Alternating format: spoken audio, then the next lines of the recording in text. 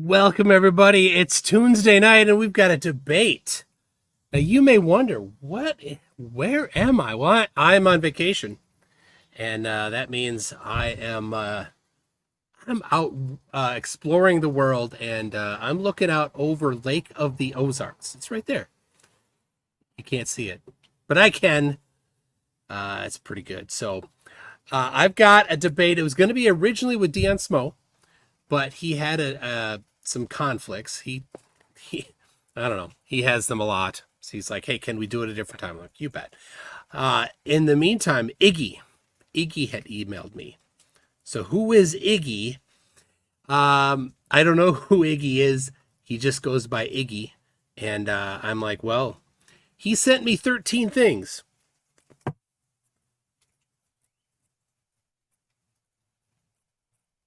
13 things, and that he thinks, that he says uh, means that the globe doesn't work. Therefore, the only thing of the binary choices must be that it's flat. Apparently, how does he figure that? Well, none of it was actually evidence for flat Earth, but he still thinks that. Anyway, so I emailed him. I said, "Hey, sounds like he ended the email with like a let me know if you want to discuss this." I'm like, well, it sounds like you want to discuss this. Let's do it. He says, okay. Well, so far he's not here. I don't know why. We emailed a few times back and forth. He was certain he's going to be here. Check my email. I sent him the StreamYard link. Nothing yet, but I will show you what he sent. The 13 things. So let me see here. Let's get all right. There you go. There are the 13 things. Now maybe I can make that bigger. There you go. I'll make it a little bigger for you. I'll make it a little bigger than that even. Let's see. I'll make it too big, right? So like there's a little bit. All right. So anyway, the plan is to go over them one at a time. So there it is. An unchallenged, uninvited, unintroduced email from him. Apparently these are flat Earth facts. He says that he says that we ignore. I certainly have heard of these before. To nobody's surprise, none of these will be a shock to any of you probably. But anyway, and I don't know, the wording, the verbiage is a little bit challenging. It says no representation in any night sky that you can see stars of our orbiting anything 67 times faster than our alleged painfully slow spin. We have only one motion in the night sky instead of at least three. So right off the bat, we're off to trouble. He doesn't understand summing vectors. So that's a problem. Anyway, therefore and thereby, circular star trails prove only a flat Earth model and patently would never be possible on the ball model. Therefore and thereby, no. That's not actually how it works, buddy. Anyway, I'm hearing stuff. There's noises around me, but there's no people. I mean, there's a couple cars in the parking lot. So anyway, hopefully he pops in. Let me check my email. Nothing from him yet on the email. He was certainly going to be here. So I in the meantime, let's see. I can make that. Well, you can't even really read that. That's too small. So there you go. You get all of me. I am wearing a new shirt there, if you like that. A little Rick and Morty action. So, all right. Let's see what you guys have to say in the meantime while we're waiting for it. Looks... Hold on. Somebody says... all right, let me read a few... Tune is at Lake of the Ozarks for a huge kegger. No kegs. I don't like beer. I mean, I like the Toon Shine. Let me get a little Toon Shine going for you there. Let me see if I get it. There's the top. Hold on. Right there. There it is. There's the tune shine. Right here. You'll hear it. There you go. And then if you've been around, you'll know what mug I'm about to use. In the comments, name the mug you're about to see. Name the mug. Can anybody name the mug? Any mug right here. It's not. No, it's not a. Oh, there it is. Oh, it is a bear. It is a bear, Astro Rex. It's Yogi.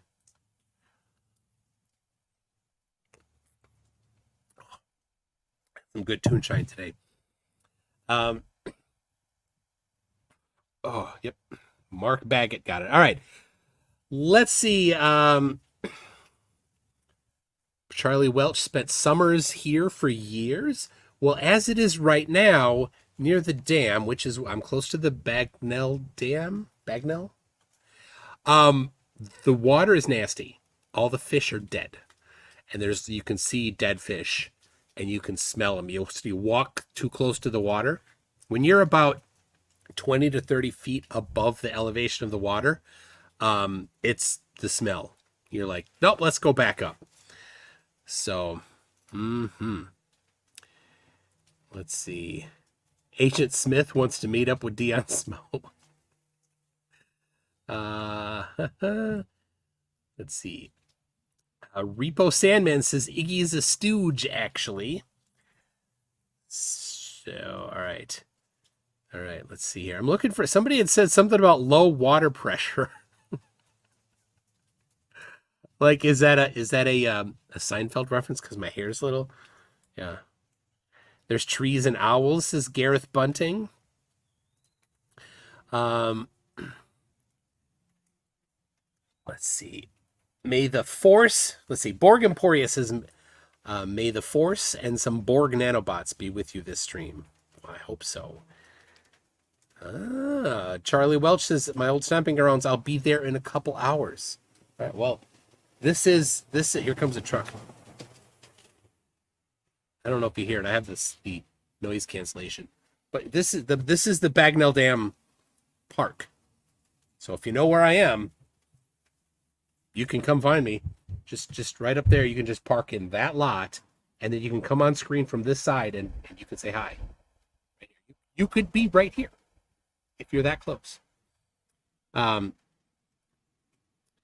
Let's see. We got Patrick Butler says vacationing in Hawaii. No, I'm not vacationing in Hawaii. I do like StreamYard right here, because this happens with StreamYard, and it's a bit harder to make it happen with OBS. So there it is. Bad water pressure in the shower there. My hair's just getting long, actually. And my barber kind of sucks. My barber is me, by the way. So and when you watch the outro, you'll see that because of good old Siggy, and some other people who also donate memberships, my two cents had a membership, and that's Gary. Why bother? And so I changed his name from My 2 Cents to something else. You can look for it in the outro. So I came here to the Temple of Tune to hear Flurf present evidence for flat Earth. Well, hopefully that will happen, Clive Wells. I almost called you Charlie Welch. Eddie Reese says, Tune, if you like camping, you should take the trek to the Pacific Northwest. Prime camping over here. We've not been there. Part of it is, until recently, we couldn't pull our camper past any mountainous areas. So when we'd go to Florida, we wouldn't take the shortest route. We'd actually avoid the mountains a little bit. So we'd hit Memphis on the way instead of kind of going a little bit cross-cut. But that has been remedied. I can pull our camper through anything now. Not anything, but anyway. I'm surprised he didn't mention the Black Swan, says Dewey Cheatham and How. I love that name. No, he did not. Yeah, I don't know where he is. Let me check again. No, nothing. Siggy. Not Siggy. Iggy. Iggy. Why? Where? What? Where are you, buddy? Ooh. It's King Crew calling me. What? Why? Oh, hold on. Let me answer. Actually, I shouldn't. It might not.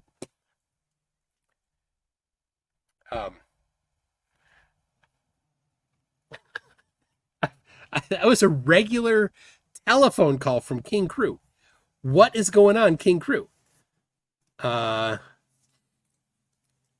am I not watching the chat? Hey, all right.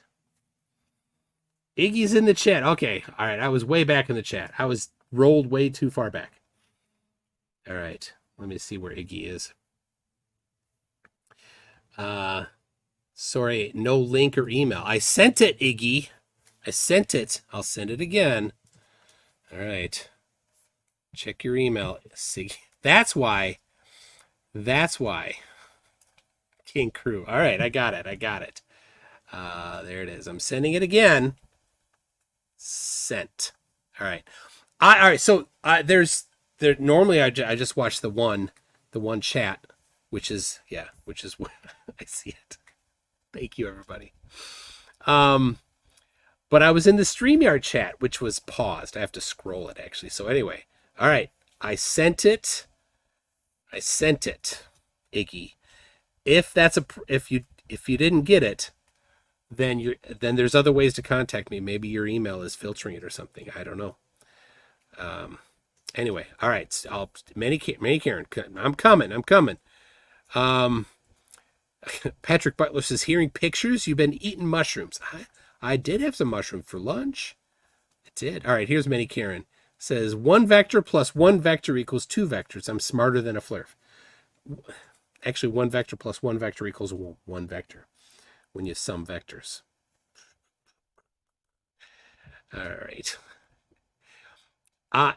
IMMRSV says Mike Check. Mike Check is a guy, a former flurf in Hawaii. He goes, Mike Check 1-2 is what he goes by on TikTok. So he's no longer a flurf. So when you hear flurf say, oh, once a flurf, always a flurf, they're wrong. There's several. Ranty, Mike Check, Sean G, Jose J.G. Gonzalez. So, all right. All right, let's see. You get it yet, Iggy? Immersive, says Immersive. All right, Immersive. All right. Checking nothing yet from Iggy. Glover Mom says, when I'm in StreamYard, I never use a chat. I pop out the side chat from the live feed and said, well, I have it over on the side. But the thing about, oh, there's some people coming right now. Shh, they're going to think I'm weird. You see, I can do this and I can't do that when I'm just on the live chat. So that's why I was in there. So let me get down. See, here comes it. Chris Fun says, yeah, it's time for the Temple of Tune and time to shill for all you Tunites. Oh, yes. Right.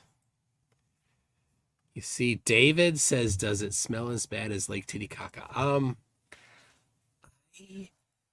don't know how bad. I gotta imagine Lake Titicaca smells amazing.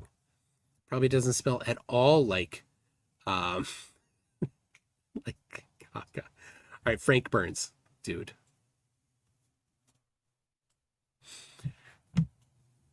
There you go. Look at that. Look at that. It's you know what though? It's natural. It's all natural. All right. Iggy, nope, nothing. I got a verified code from YouTube, no problem. Well, Iggy, tell you what, I will, what I'll do, I'll send it from a different email account. How about that? Copy address. The troubleshooting I do. I'm going to Gmail. Going to Gmail. Let's see. Compose. There's that. This should work a little better because he is also on Gmail. So there it is. All right. Sent it by Gmail. All right. Tough crowd with Frank today, huh? All right. There he is. There's Iggy. Iggy Ocracy? Iggyocracy? Lord Illuminous Pooh says, I'm not embarrassed to buy tampons for a woman, but apparently they count as a proper gift. What? All right. Is this... How did...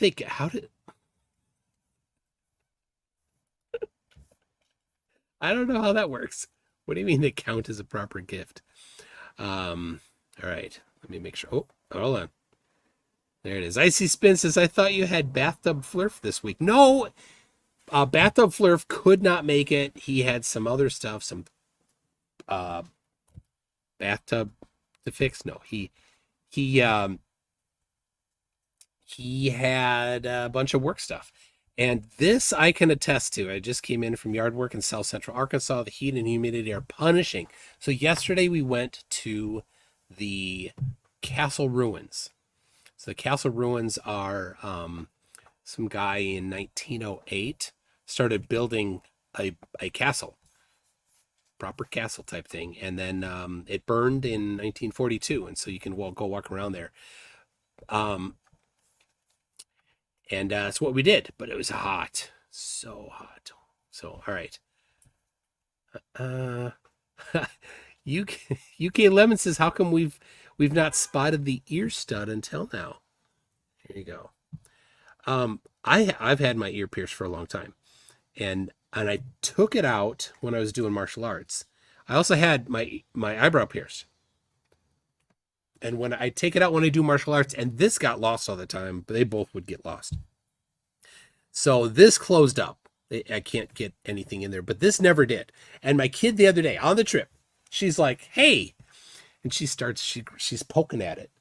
And then she's like, hey, and she put in her earring into my ear. And I'm like, okay, whatever. She's like, no, that's not right. So she took it out and swapped it for this one. So there you go.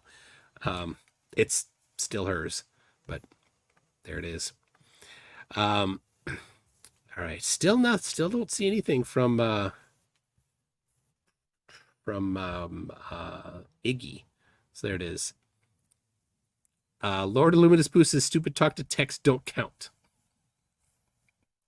All right. All right. There we go. I think I'm caught up. So,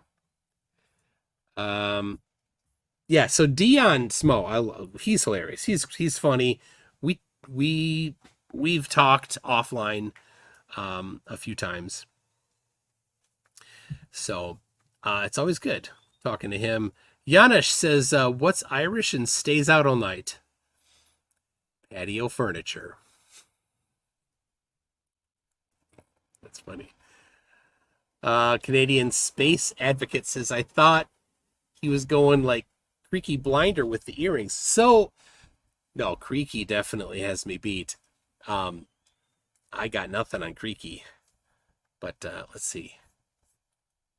So, Iggy, I sent it to you on Gmail. I sent it to you there. There's something going. So now I can't send it to you I can't email it to you any other way. But if you can contact me on Facebook Messenger or Discord. Can somebody put the Discord link in? I don't know if he has Discord, but he could do that, and I could contact him there. All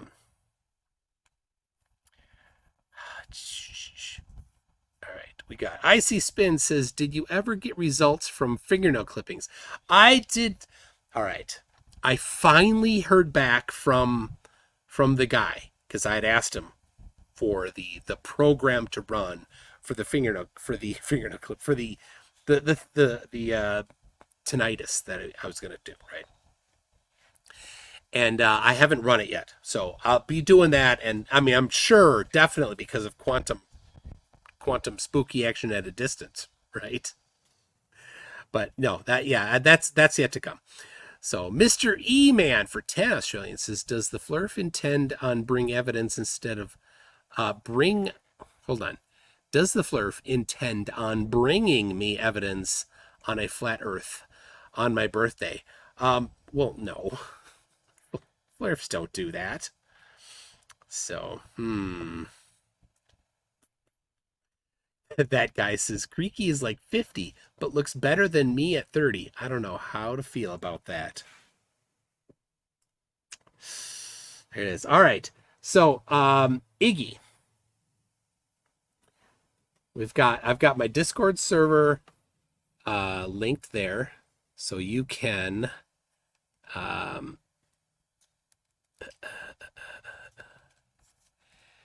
send me a message on my Discord server.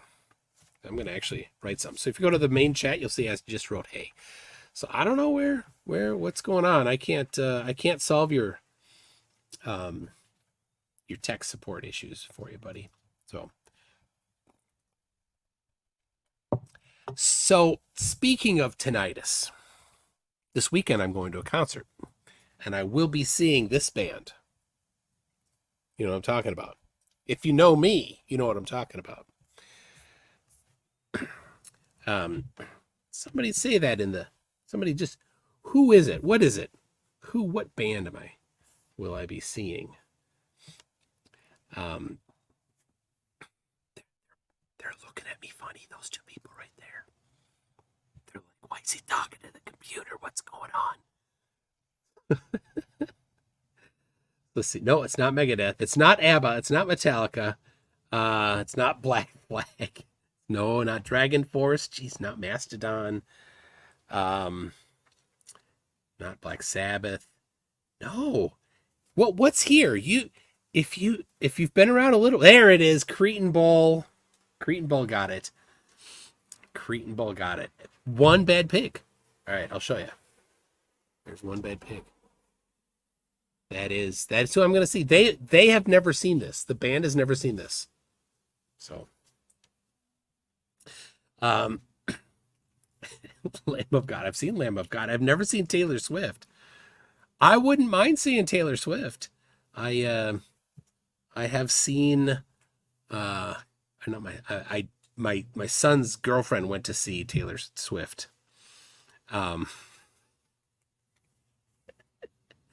She spent weeks making friendship bracelets. And at the concert, apparently everybody like trades friendship bracelets at the concert. I don't know. All right. Iggy, come on, buddy.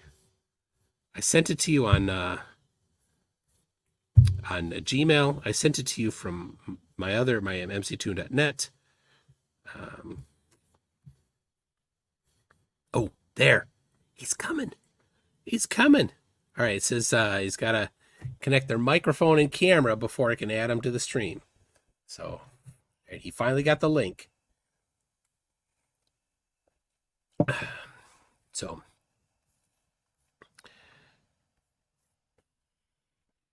let's see. All right. We got Industrial Nerd says, did CC get his top left apron yet? Oh my gosh. Don't ask. Somebody forgot to send it. This guy forgot. All right. Still no device connected. Still no device connected. All right. Well, Janish says, will you drive your van to the concert like some dude did to Metallica? No. drive the camper thing. So she's got a blank space, says Icy Spin. I don't know what that means. Oh, yes.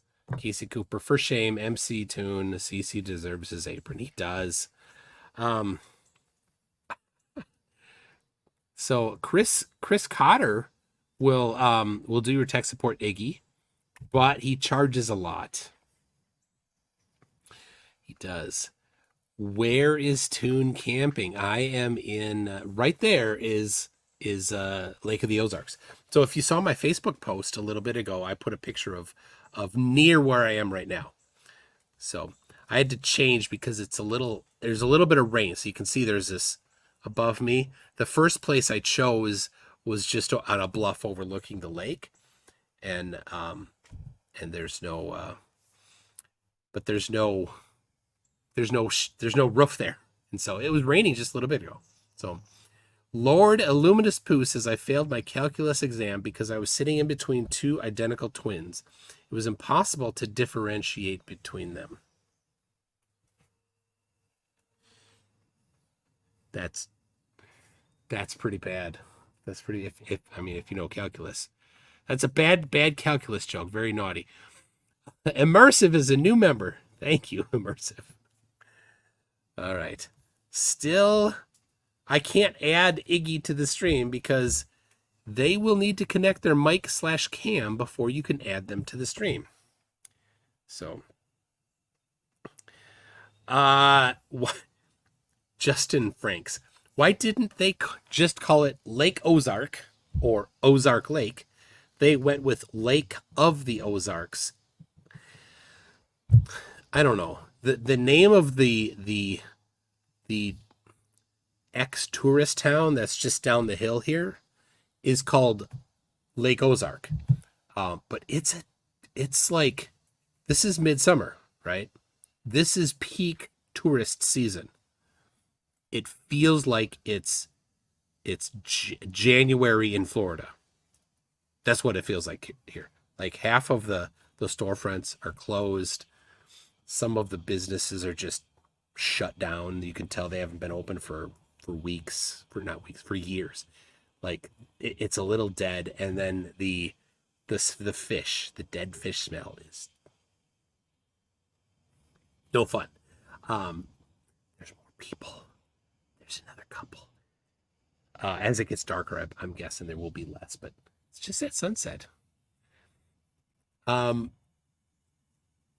was I saying? Oh, yeah, the dead fish. So somebody at our campground was like, oh, yeah, we did the parasailing where they'll dip you in the water. You pay extra to get dipped in the water.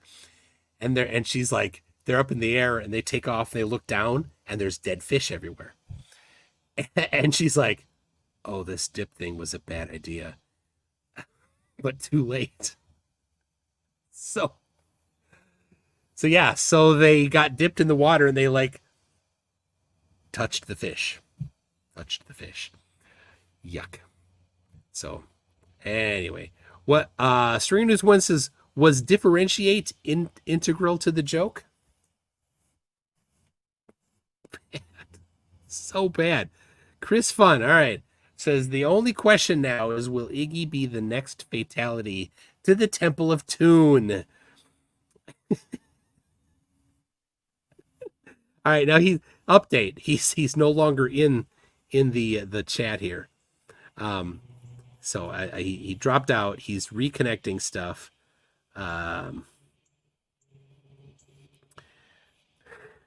So, all right, let's see. No email from him.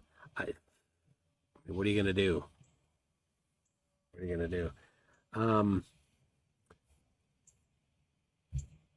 right, let me check. So yes, Stringer knows one. It was integral. Oh my gosh, how can I join the Temple of Toon? There's no Temple of Toon. Have people never heard of large die-offs of fish? It happens. Yes, it does. So I don't know, is this a one-time thing or is it every couple of years? At the campground, they said that it had something to do with the lake inverting and a bloom at the same time. So a bloom of algae of some sort and a lake inversion. Now, this lady was from Texas, so did not know what a lake inversion was. So if you don't know what a lake inversion is, then I'll tell you right now while Iggy works on it. So water is its most dense at 4 degrees Celsius. Unlike most other substances get denser as they get colder, and then they freeze, and then they continue to get denser. Water is an exception to that. I don't know of any other substances that do that. Maybe there are some, none that I know of. So when you have a lake that's getting cold, the coldest, when it all starts getting really cold, the coldest is down at the bottom at 4 degrees. And then it starts and it gets warmer. But then when it gets really cold, then it has to flip. And so then you have 4 degrees at the bottom and 1 degree at the top, or 0 degrees at the top. This happens in Minnesota. So if you have it all, imagine the winter where you have 4 at the bottom and 0 at the top, and then it starts to warm up. Eventually what happens is you get where it's the top warms up to 2, 3, and then 4, and then all of it is 4, and then it gets warmer again, and it gets 5, and then everything starts to flip and it churns. So, all right, looks like Iggy is here. I'm still trying. I can hear you, Iggy. Okay, is it pretty good though? Or? No, you're very soft. Oh, okay. So, I don't know, maybe people can hear you better than I can, because actually I have a control on my microphone. So, I mean, I don't know. What do people think? Was he loud enough?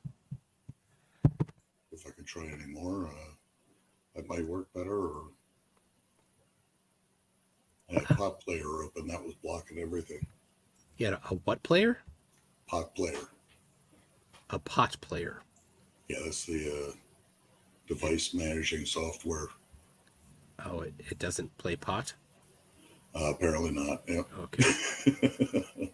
Never had a problem like this before, but StreamYard didn't pick up the camera or audio at all. All right. We got JeebGen is a new member. Thank you, JeebGen. Keep trying here. Chris Fun. Oh my gosh. Chris Fun says, what is bigger, Lake Titicaca or the Temple of Tune? Well, since the Temple of Tune doesn't exist, they say you're very soft. So I don't know if that'll help any, or if that's getting louder for you or not. Let's see. A little better. Jeff C says Iggy's sound is good now. Oh, okay. But still don't see anything. Yeah, that's what I can't figure out here. Stop cam. Try restarting, but doesn't want to do it. Have you tried turning it off and back on again? Well, let me try unplugging it and plugging it back. That should be fun. All right. He disconnected. Janish says, does the last Psybender live at Temple of Tune? My gosh. Sergeant Rock says, are you at Branson? I grew up in Missouri. No, this is Lake of the Ozarks. Lake of the Ozarks. Yeah, we're right near the dam. So the Bagnell Dam, if I remember the name right, is right down the hill. Like I'm looking out over, and then like I could see it right down the hill there. So yeah, he's gone. Now hold on a second. Icy Spin says, I would love if you had another GPS guy on at some point. What do you mean a GPS guy? Somebody that understands GPS? Because I had David Brock. He came on for a bit.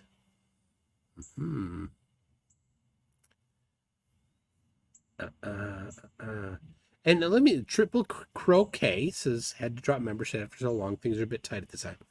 No problem at all, dude. Membership, do what you do. I'm not going to press anybody to do that. I love if you feel like supporting me, super.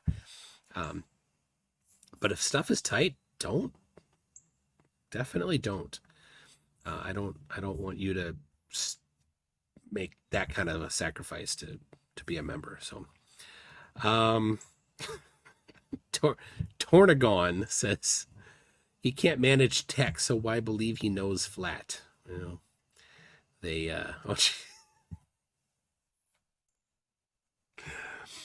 yeah. Well, I mean, really, to be honest, tech doesn't necessarily overlap with understanding science, I guess. But GBS Warrior says, can you hear the scrotum frogs croaking? I don't know if there's any scrotum frogs at Lake of the Ozarks. And there, Eric Burns, who was working on what you just finished, or you're wrapping up your master's in astronomy, says, my thesis was officially accepted for publication. Excellent. Congratulations. I know you're starting on your next one, your PhD stuff soon. So let's see. Leo the Alchemist says, MC Toon, honest question, does GPS have dead zones on the ocean? I heard someone say that. To my knowledge, it does not. It potentially, so you need to have at least 4 satellites that you see in order to get a good fix. You technically can with 3, but you need the 4th for verification, right? The protocol, to my knowledge, the protocol requires 4. But you can write your own software. The specification is open. Anybody can make their own antenna. They can implement everything that they want in with software-defined radios. They can implement the whole protocol in themselves. In fact, there are some open source projects that do this exact thing. They take the data from the satellite and get your position from it. So anyway, so to my knowledge, there should not be any dead spots on the ocean, but if there were, it would be potentially over the poles where there would be less satellites. But we have Iggy in the chat now. Hello, Iggy. Hey, what's up? All right. We've got video and audio, and Lord Illuminous Pooh would. Oh, you went black. Lord Illuminous Pooh says the chef's son was given a choice of 3 wives: a lady on a fox pelt, a deer pelt, and a hippo pelt. Well, the squaw on the hippopotamus is equal to the sons of the squaws on the other 2 hides. Oh, that was such.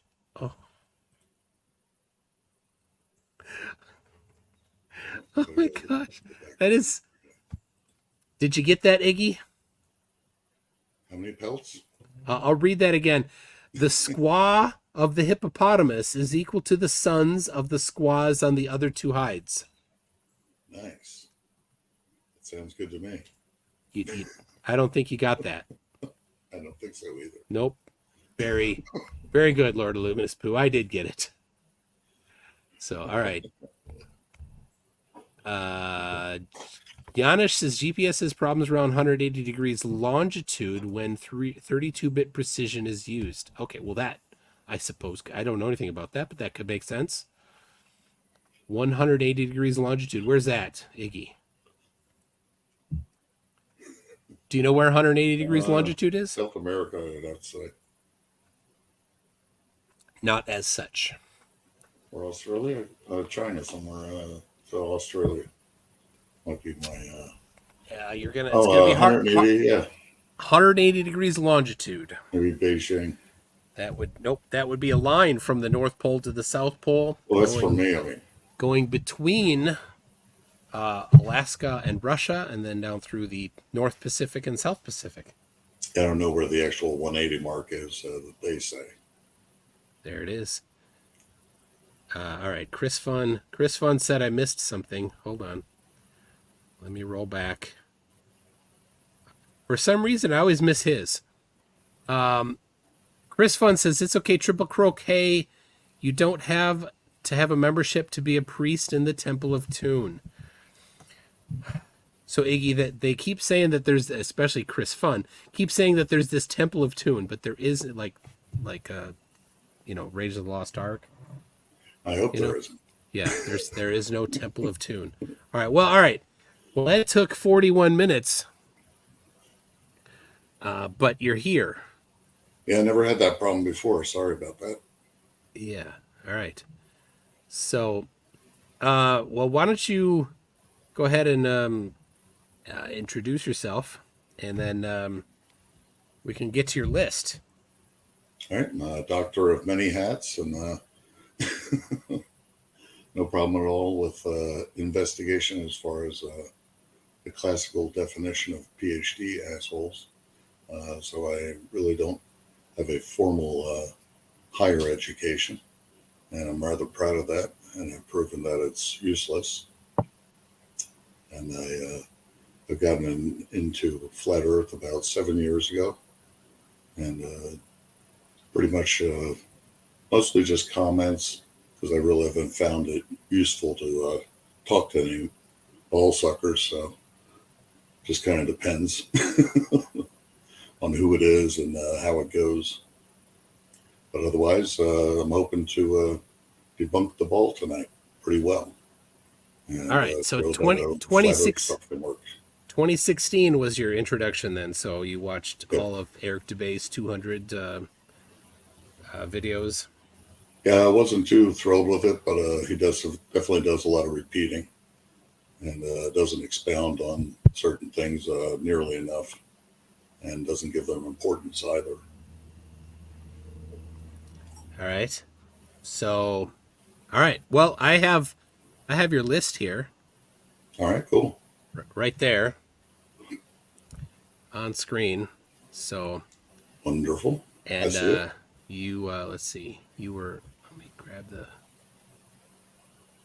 this one here. You were talking about, we'd go with number 1. Oop, here you go. Got too big too fast. So there you go. I'll read it and then you can go off on it. You said no representation in any night sky that you can see stars of our orbiting anything 67 times faster than our alleged painfully slow spin. We have only one motion in the night sky instead of at least 3. Correct. You want to expand on that? And then, yep. We have nothing in the sky except for just as slow as the sun and moon, and it's only one direction, and it's not at all representing orbiting anything. And that's a fact of nature. All right, so I take it that you took the globe model and you did the analysis, and that the analysis that you did disagrees with observations. Absolutely, yep. All right, so could we see the analysis you did? I went outside and looked up. Yeah, but you applied the globe model, right? That's what you did, right? So what does the globe model say should happen to the stars in the night? They should whoosh. Yeah. So what I'm asking all is, night long, could you just present like the analysis that you did, where you took the globe model and I went with what NASA and astronomy says, and they say we spin at 1,037 miles per hour and almost 67,000 miles an hour around the sun. And of course, that has to be day and night. We don't have any reference during the day because the sunlight is too bright to block any kind of view for any kind of frame of reference. And nighttime is our only chance to prove or disprove the so-called science that we've been fed, and it's not there. All right, and so what, according to the globe, then what should the stars look like at night then? And cite your sources. The only thing I can cite is Star Trail's time lapse would only be about 1 minute long, and you would have either a giant frown or a giant smile, depending on which way you're facing, but you would never have circular star trails. Okay, yeah, just present the analysis of that then.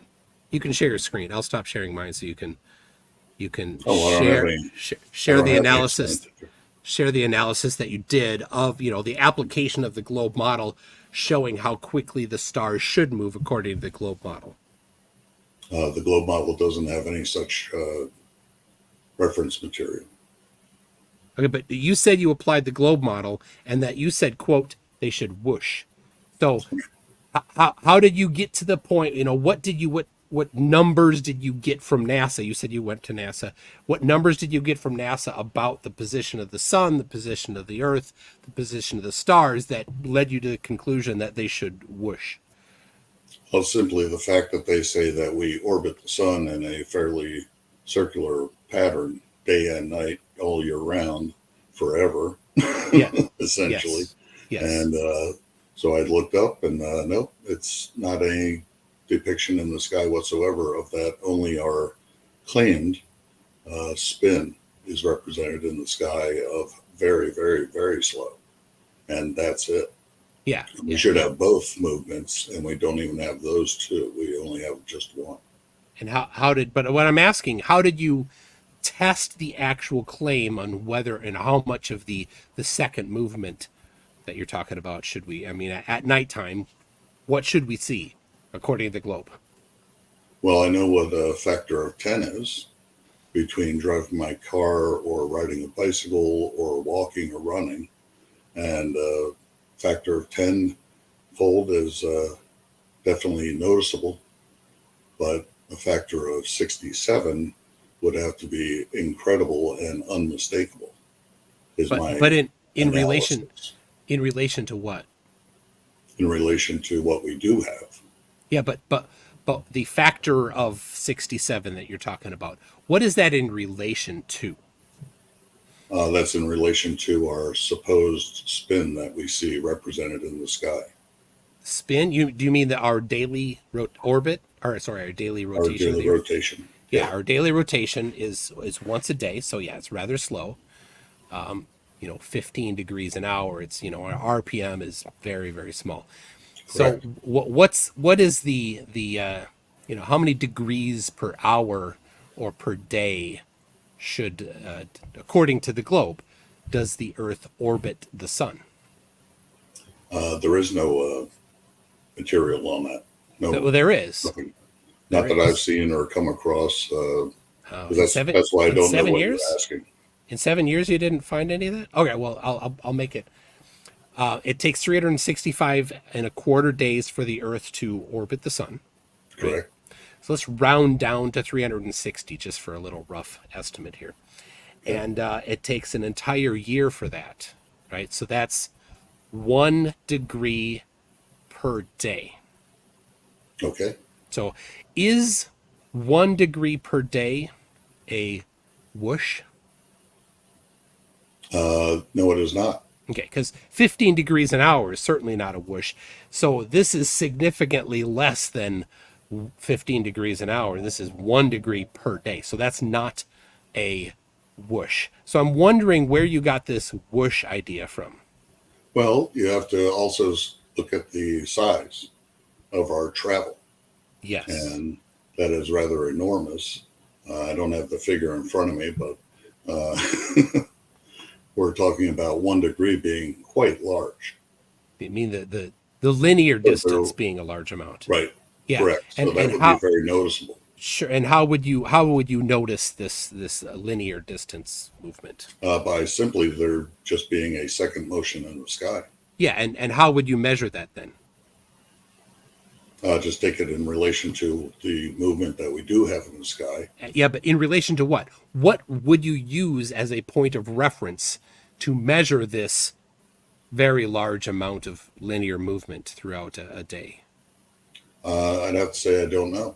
There isn't anything that we would be able to. So no whoosh. You actually didn't measure any. There would still be a whoosh. How? There would have to be a whoosh. Where? How? How are you going to The notice stars this? in the sky would have to Oh, be the 57 times stars. The stars are your reference. Okay, so faster. But so yes, let's to be clear here. I Here's didn't the realize you were asking something yeah. that All right, simple. so I'm sorry. here's the Earth, and here's a full day of rotation. Right, there's one. All right, so now we have this is an entire year. I'm not going to spin it 365 and a quarter times, but this is an entire year of motion, right? But I went significantly too fast, right? So this is in real time how fast it goes. I'm actually moving it a little too much. Do you see that? Yes, Right. that's That's wrong. how fast in real time the Earth orbits the sun. Wrong.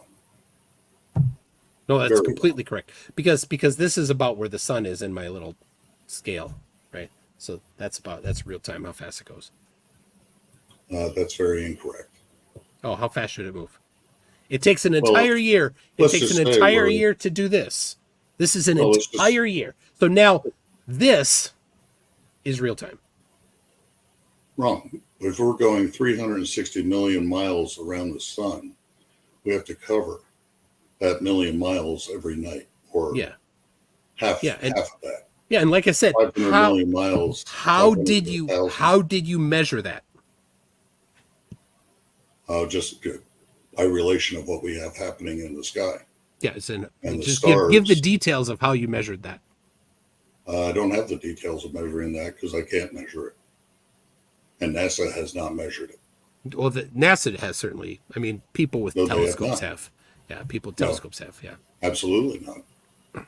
We wouldn't have the ball model if they did, Why? because it doesn't represent, the sky does not represent what they tell us. That's what you're saying, but I'm still waiting for your actual application of the analysis. You made all these claims Well, and I have don't know exactly zero, absolutely zero application of your claims. All you've said is it should whoosh, but I'm asking you to quantify this whooshing, and you can't quantify it. No, I You can't can't. quantify it. You cannot specify how you'd measure the actual movement through the night. You don't know how that. You don't know how to even do that. You come to this with That is absolutely incorrect. nothing. That Well, is incorrect. then give me the specific details of how you would definitely measure this velocity, this tangential velocity through our orbit. How would you do that? The only thing that NASA has provided, or even astronomy or cosmology, is that our 15 degrees per hour is represented in our sky. That is the only thing that can be confirmed and can be. Okay, measured. I'm not asking. I'm not asking I how have somebody done else did it. I'm asking how you Yeah, but did I it, have because done that. you made a very specific claim, and I'm just asking you to back up your claim. Right. And I have done that and confirmed that. How? The 15 degrees per hour. Yeah, the 15 degrees, sir, super. Right. Now, but And now that's you're the only talking about thing in the the sky. orbit. You're talking about the orbit. So how did you Right. measure? How did you? I mean, first of all, you haven't yet been able to quantify how this whoosh that you say would actually exhibit itself. How would we look up at night's time and look at the sky and see and measure what you're saying you think should happen? Well, we would have our same stars. Star trails would only be a partial smile or frown, Why? only because of the overriding second motion, Why? because it would actually exist and it does not. No. exist. I don't. You Because skipped ahead. We're covering 500,000 miles every night. Yeah, and so how would that look? Now, let me just say, I'm looking out over Lake of the Ozarks here, right? Yep. And far, really far away is a water tower. Now, I remember as a kid sitting in the car and seeing the water tower off in the distance, right? Way off, you could just barely see the water tower, and you look at it, oh, that's hardly moving at all. And then looking at the fence posts right next to us, and they're whooshing because they're close, right? Right. Whoosh, whoosh, whoosh, right? Close, whoosh, whoosh, whoosh. Far, not even moving. Like you could watch this water tower until you got bored watching it, and it wouldn't move at all, right? So how do you think these far things away are supposed to whoosh? How much should they move in a night if they're far away? No, they should probably. We should probably go through the entire zodiac, just about. Well, I can't say that. That would be in a be day. incorrect. It should take a Possibly, full yeah. year. It should take a full year, actually. Well, through the zodiac, that's why I was saying that's Yes. probably not A correct. full year for the zodiac, because the Earth takes an entire. I topped off. Hold on. I got a little extra tune shine in here. I gotta clean up. Hold on. All right. There we go. All right. I don't want to get that all over the place here. All right. So you've got, this is nighttime, right? Let's say that this is nighttime. Here's the sun again, right? And so here we are, and it's rotating, and it's going around. And then when it's over here, now nighttime is facing away, right? It took a whole year, or sorry, half a year. And then nighttime is pointing away, and it comes around here again, and then it comes around, and then nighttime's facing away again. Let me get it right. So that's what happens on the globe. This is the actual globe model, right? So if you're going to apply the globe model, you have to actually use the globe model. You can't just have this kind of vague idea of it that's wrong. Well, I am using right? the globe model. You have to use the correct globe model, not the wrong one. So the correct globe model is that the Earth takes a full year to go all the way around, and so the zodiac takes an entire year to go all the way around as well. Do the stars change their distance because we orbit? Do the stars change their distance? Because we orbit? Certainly they do change their they distance. But just like that far, far away water tower, it doesn't change in relation to us very much. We have those stars in our galaxy, supposedly. Yep. That are supposed to be very close to us in reference to anything else. Yeah. And you're telling me that we see with our orbit bare has slowed eyes. them down. Yeah, with our bare eyes, we see, if I remember correctly, about 6,000 light years is the most we can see with our bare eyes. Right, and you would tell me that would slow down because we're orbiting a tremendously large circle covering 500,000 miles at night, and only our spin moves the stars, nothing else. Well, certainly other things do, and they've been measured, but that they're smaller than you're going to see in one evening. But Incorrect. oh, well, then show your evidence.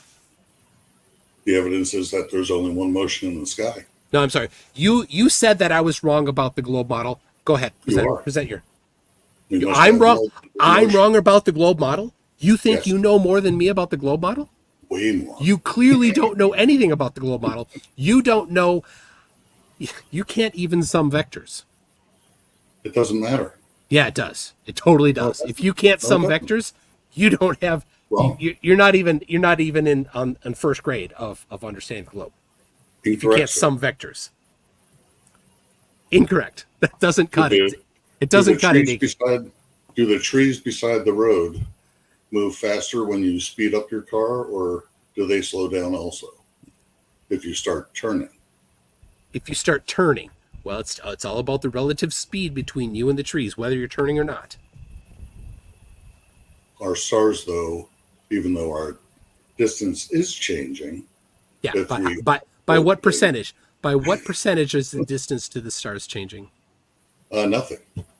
It's maybe 1% at the absolute most. No, it's not. And- Not and even. you- Not even and close to 1%. Way less than 1%. That's what I'm saying. Though. Yeah. That's at the So most. so that's the globe. That's the prediction of the globe. Is that Right. the stars that we see at night are so far away that the distance changes between us and them are so slight that you don't see them. That we Correct. can't perceive them with our eyes. That's the prediction of the globe model, and that is what we see at night. But you're going to tell me that only our spin moves the stars? Our orbit could never do that, even though they're the same stars at the same distance. Do you know what parallax is? I have heard of it. Yeah, excellent. I have You've not heard seen it demonstrated correctly or accurately or even completely. You've not. Oh well. I thought you knew more than Especially me. Red's rhetoric. Apparently, you don't know more than me. But all right, let's see here. What about Red's rhetoric? I've seen how horribly he botches it up, but that's about it. Parallax. seen explanations of it from NASA and other YouTube channels. But when you're talking about 99.9990072, etc., as your difference, I still haven't seen anybody apply it to the sun even. Apply parallax to the sun? Nobody does it with their solstice or with their equinox readings on the ball side. All right. Well, today's your lucky day. You're going to see a measurement of parallax. There you go. So here it is. Parallaxes of 23 stars determined from plates taken with the McCormick 26-inch refractor. So refractor is a telescope. What's the difference between a refractor telescope and a reflecting telescope? For the audience. Sure. I mean, you know more than I do. So just tell the audience, since you know more than me. Refractor is more expensive.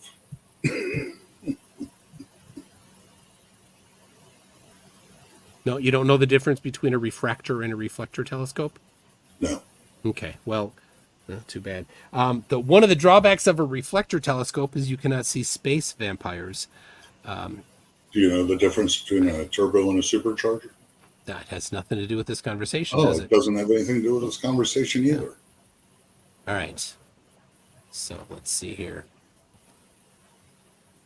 But it does, though, because, yeah. No, it doesn't. It doesn't have anything to do with what I'm talking about whatsoever. You're not changing the distance of the stars at all. And yet you're telling me that they would slow down, that we wouldn't notice them, that only one motion in the sky would ever be perceptible. But that's wrong. Ridiculous. But that's exactly wrong, because we do see. That is wrong. That's what I'm saying. It's wrong. Definitely do see and measure parallax. So I'm let's see. Parallax has nothing to do with speed or spin of an orbit. It absolutely has position. Yeah, it's about position. That's triangulation, that's all. There we go. All right. So here is the actual publication. Parallaxes of 23 stars determined from plates taken with the McCormick 26-inch refractor. So 23 stars have had their parallax measured right here. So definitely people have measured the parallax, which would be the result of the Earth moving in orbit around the sun. So there you go. So your claim of what was your claim here? We got I want to make sure I get it correct here. You said no representation in any night sky that you see of our orbiting 63 times faster than our alleged painfully slow spin, right? And so there it is. Definitely measurements of parallax. Now, that's not it. That's not it. I'm going to and that's taken every night from the same spot. And yeah, that's actually 6 months apart typically is what they do. Okay. So all that right. Doesn't make sense. But it makes perfect sense if you knew you would actually have to do it every night. If you knew what the globe model was, you would understand that makes perfect sense. All right, so now let me show you this one here. So here is, we've got aberration. Do you know what aberration is? I tell you what, why don't you, since you know more about the globe model, why don't you explain aberration to the audience? I don't know. So you don't know more about the globe model than me then? You can claim so, but why would you say that if you don't know what aberration is? How could you possibly think that you know more about the globe than me?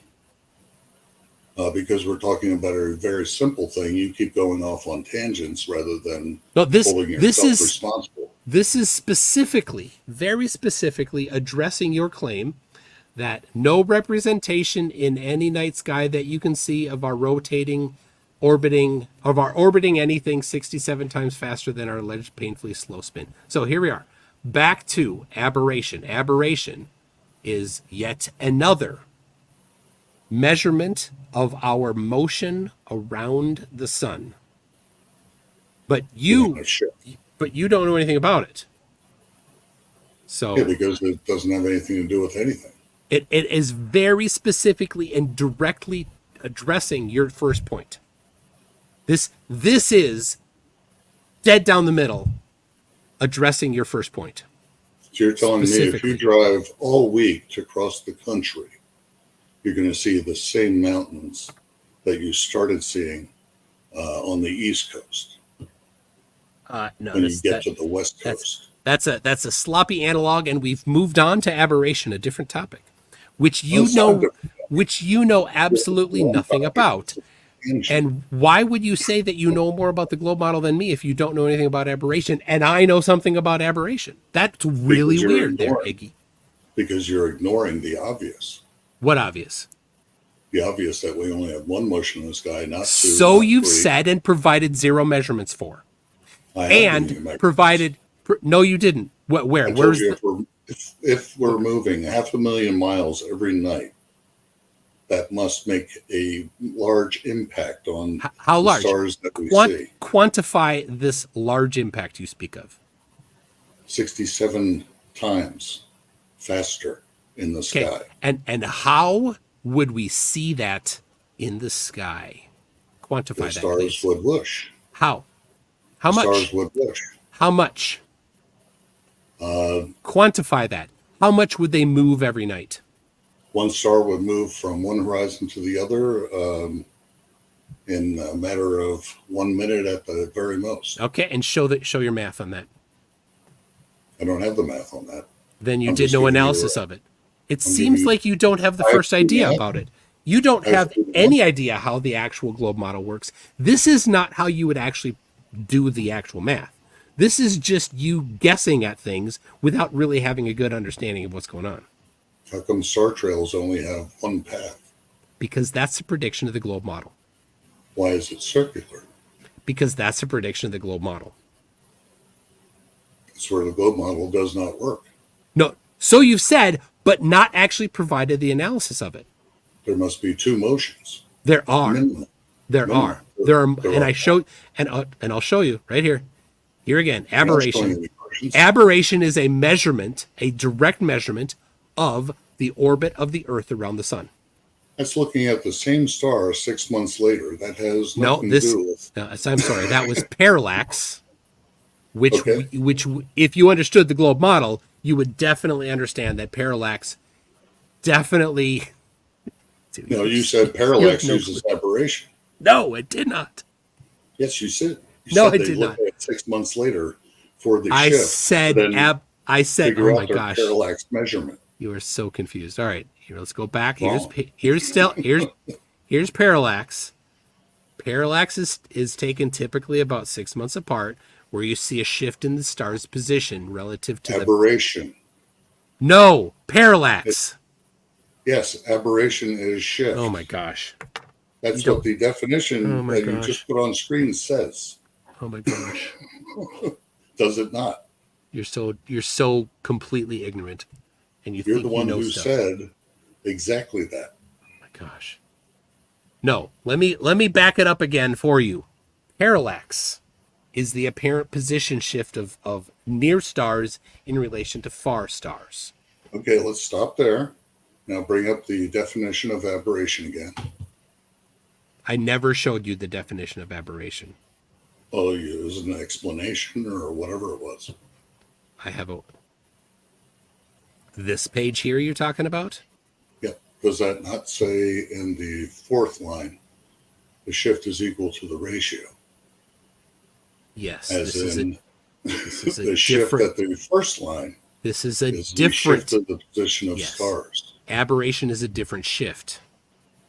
A different shift. Okay. But you don't know what aberration is, so you don't get to tell me what aberration is. No, you brought up aberration right after you were trying to explain parallax. Yeah. So parallax. Back to parallax. Parallax telling me that parallax is based on shift in 6 months. Yep, they're both a shift.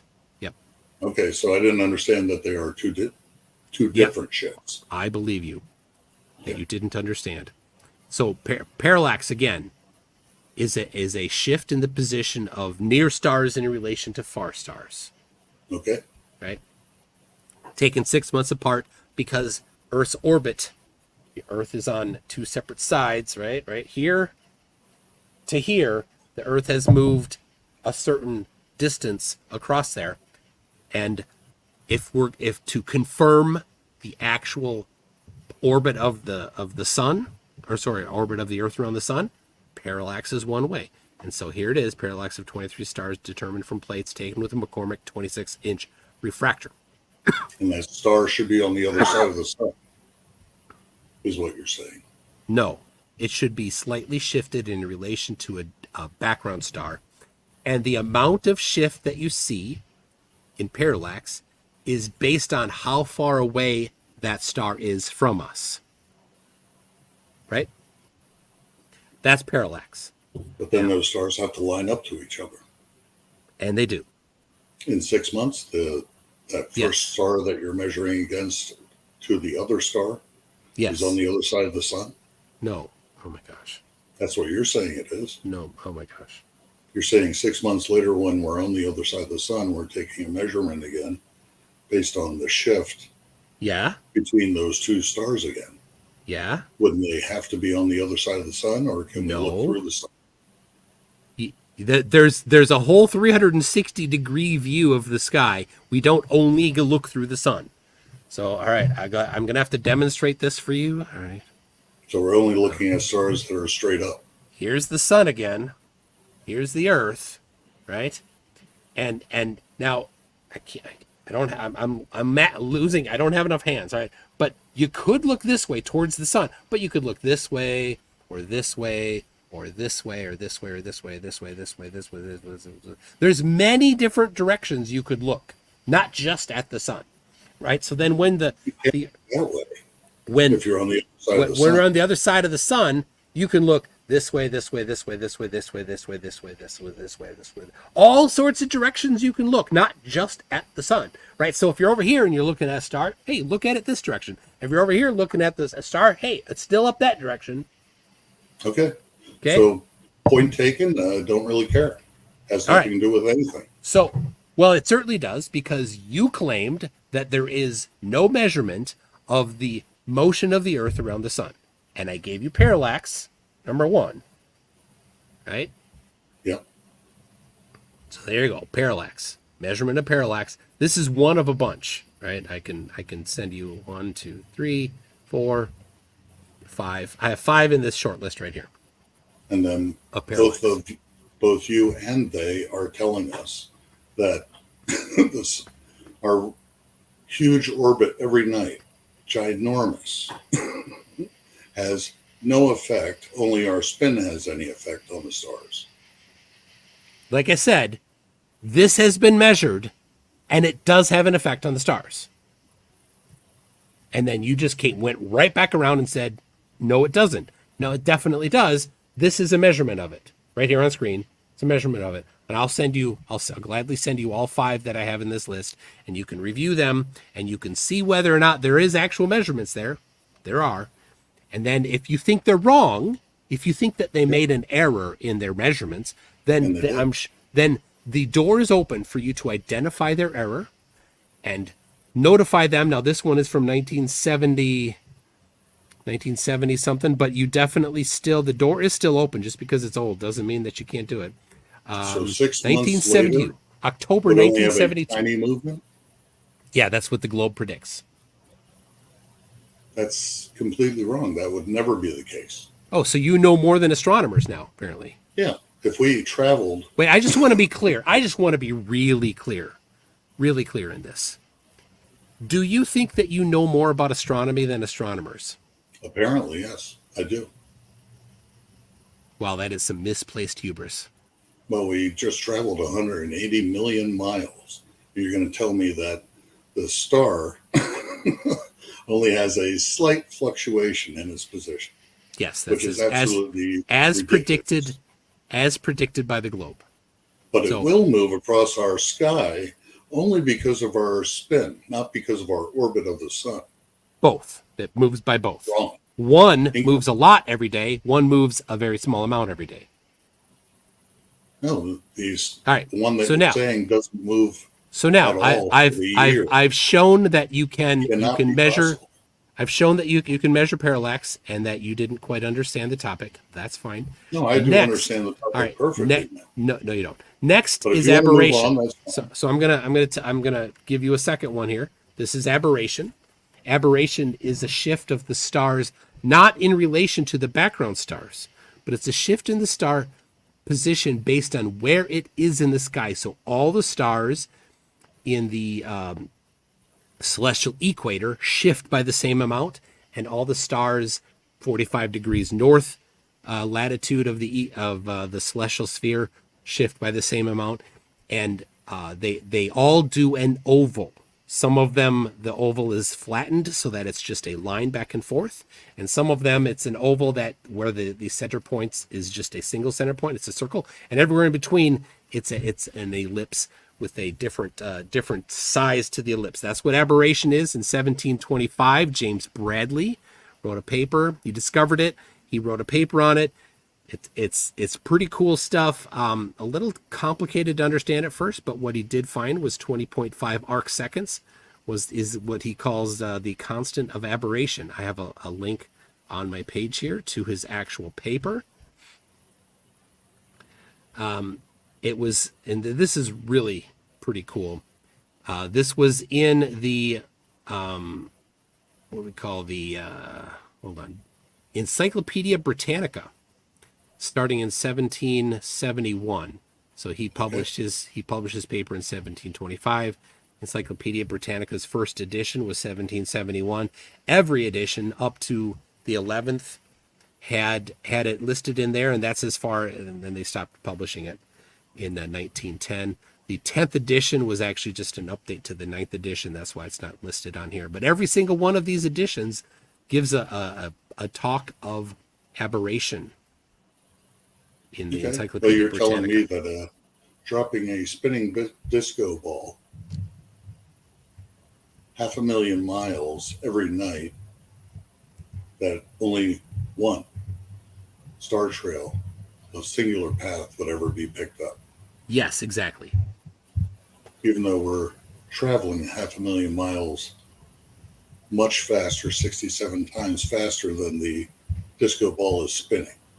Yes, you're confusing spin with linear motion. Okay, so No, let me review it again. We're doing linear motion in both frames. No, you're talking about the daily spin. Yeah, we're talking about both the spin and the orbit. The daily rotation once a day. As that moves, and this one once a year. they're both linear. They're both in the same This line. is not linear. This is Yes, it is. angular. This is angular. We are linear on the surface. This is angular. But the reason why you see the star trails is because of the angular movement, not a linear movement. The angular movement. Well, then that's we're why you see going the around star the trails. sun angular wise. Yes, Well. 1 degree per day, 15 degrees per hour. Drastically different velocities. 12,500 miles at No. night for Yeah, that, there you switch to linear again. 500,000 You don't seem to understand the difference. 500,000 for the orbit every night. Let me review again. This is once a day, 15 degrees an hour, still kind of slow, right? Doesn't matter 15 how slow. degrees an hour, 1 degree per day. Very little per day. 1 degree per day is all you should see. So what? You're still talking about enormous distance differences. Yes. And you're going to tell me that has Yes, no I am effect? going to tell you that. You That's clearly ridiculous. do not understand this basic geometry. No, you have never seen a globe model actually exist is the problem. Yeah, you don't understand this basic geometry, Iggy. I do This understand is it. this is a you problem. Just like every other flat earther ever, this is a you problem. You didn't actually do the work to understand the globe model and then go through the work, because there's math involved, to see how much this should happen in any night. And you, let me tell you, Iggy, you are not smarter than any astronomer. You are not. No, you can think so all you That want, is but you've been nothing but disgusting, wrong misplaced hubris. Your ignorance of this is outstanding. That you would say in your ignorance that you think you're smarter than actual astronomers that have studied this, gross. Gross. Oh, I can watch trees whoosh by my car. It's nothing to do with it. it. I can watch clouds It's nothing to do with as it. I travel. I can watch mountains disappear as I travel as well. Somehow they get further away. And yet you're telling me that our travel of 500,000 miles every night, as show the opposed math. to I know you can't. 12,000 miles. Show the should math. have You never no did effect. it. Show the math. You don't That's even math know the right math. there. You never That's even math did right the there. math. You don't know the math. These things have been documented. You can look up VSOP 87. You can look up Huggins star charts, star catalog. You've done none of this. You don't know what VSOP 87 is. You don't know who Huggins is. Yeah, but right? you don't understand the math who's at Huggins? all. You're saying 1 to 67 is no Oh my difference. gosh. Oh my gosh. You That's still. the math you can't even bother to do. Oh my gosh. You don't understand 67 you is have, a larger number. You have the burden to do the math to support your claim, which you I didn't did the do. math. No, you didn't. I see that 67,000 miles per hour is faster than 1,000. Okay, and so what is the quantifiable amount of change in Sirius that we should see in a night? Sirius, the star, right? The brightest star in the sky. How much should it, according to that, what is the actual number that you get when you apply the model that Sirius should move in a night? It should even exist in the sky for more than a minute. Show the math. I have to show a model, if anything. Show the Because math. The math just says 67 times faster than this other motion. But how far away is Sirius? It doesn't matter. It definitely matters. Not if our 1,000 affects this movement. That fence post moving back and forth like this is close, and back here, that's the same movement. I understand that, but that's why I was asking you. So how far is Sirius from us?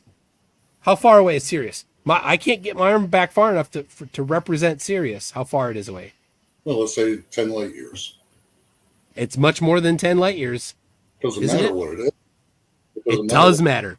It does matter. No, because you're saying only our spin affects its movement. Nothing else does. And that's absolutely ridiculous and completely impossible. Okay. How You're many? not changing the distance of the star, are you? All right. You're telling me it does, though. You're telling me the mountain in the distance doesn't move faster, even though we're moving faster. All right, Mr. Smarter than all astronomers. Spinning, How far away is Sirius? I don't know. I'd have to look it up. But you're smarter than all astronomers. Yes, But you don't know the distance. correct. All right. 8.6 light years. Oh, so it was close, much closer than you. Yep, it's less Wasn't than I? 10. Yep. So now, how many kilometers is that versus how many kilometers we're moving in a night? Who cares? It matters. It doesn't. This is matter. your claim. You are claiming that Sirius must move a whoosh. 1 minute it should go all the way across the sky, but it's how far away? Relative to our spin, it would have to be a whoosh.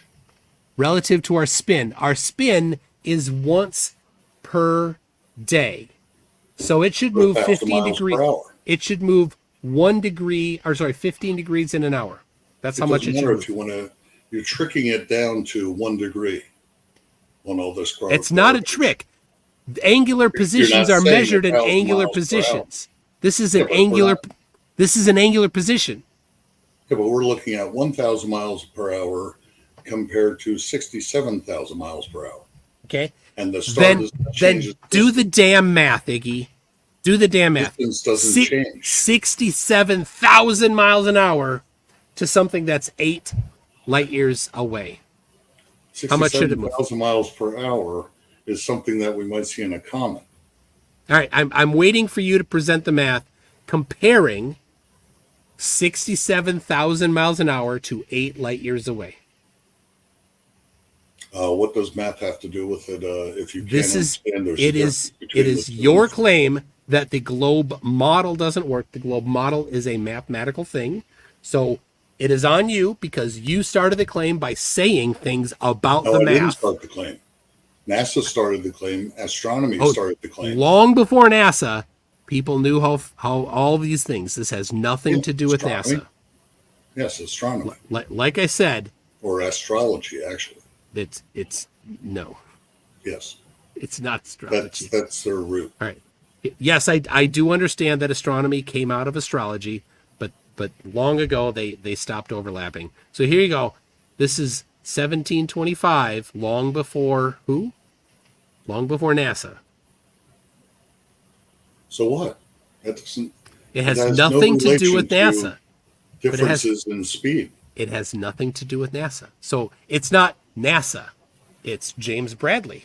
No, I'm just saying by today's references. It's William Huggins. Right? It's Fizeau. It's Vogel and Schneier. Who came up with it at what time? That has nothing on anything. Then why do you keep going on about NASA? It has nothing to do with NASA. It's Henry Draper. It's Pickering. No, all these people are according pre-NASA. to our latest modern day references is all I'm saying. It doesn't matter how recent it is. That dipshit. Doesn't matter. Doesn't matter. Right? None of it matters if it's any particular new or old. So you make all these claims, but you don't actually do the math. You never did the math. How much? And I'm asking you again, and you won't answer. I took my how car much? from 1 mile per hour to 67 miles per hour. Okay. And guess what? I saw a difference. And how in relation to that 67 miles an hour, how far away is Sirius? It doesn't matter. It absolutely matters. Distance doesn't change for 1 mile per hour or 67. It absolutely matters. And this shows that you actually should not be even talking about this topic. You just it's told way me beyond that you. Stars don't change. It's infinitesimal. Their change in distance. They do change, but the amount they change is small. They do change. You told us, and they're measurable. I know everything that they change infinitesimally. Yes, they do, and they're measured. Measurably, they change. That's fine, except for the difference in distance does not translate to the difference in speed. You have no clue. If you're going by a tree 1 mile per hour and then go past it at 67 miles per hour, you would have to notice a difference. It would be more than obvious and outright blatant. But the tree is not near you. The tree is doesn't matter where the tree is. Move the tree 1 million miles away from your car. Now drive your car 1 mile an hour and drive your car 67 miles an hour. That 1 million mile away tree, how much different will it appear when you do that? It's not going to be any different at all. Exactly. You're not moving. Thank you very much. You're not moving the tree. All right. You made my point. Excellent. The spin moves the tree only, you're saying, but not the orbit. And then you're telling me that 67,000 miles per hour compared to 1,000 miles per hour is no difference. Oh my God. And that's absurd. It's not this hard, and it's way over your head. No, it's not at all. It's significantly over your head. It's so far beyond you. This is, seriously, elementary school kids get it, and you're missing it. No, you don't understand it at all. Is the problem. You've bought into the indoctrination. It has nothing to do with indoctrination. You can't, if you say it's indoctrination, but you can't actually point out the actual implementation. I just gave you example after example. No, you got it wrong, and then you got it wrong, and then you got it wrong, and then you got it wrong. You don't understand how these things work. You just agreed with me that the tree doesn't change its distance, but the 1,000 miles per hour to you and all of astronomy somehow has the only effect. 67,000 miles per hour has no effect. How is this so difficult for you? The tree hasn't moved. It's ridiculous. This is far. This is close. And those are far away. So,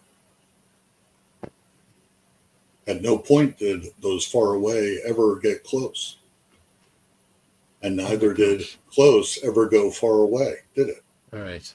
That's what you're refusing to understand. All right, let's move on. This is way past you. Make me seem like I'm wrong when I am not. Yeah, you're totally wrong. You're so far wrong. Sorry. This is embarrassing for you. But let's go on to Let's move on to point 2 then, if you want, which we already covered. But point 3 then is go ahead. Comets which impossibly never deplete, and none that have ever gone extinct during our pretty good window of even just naked eye observation.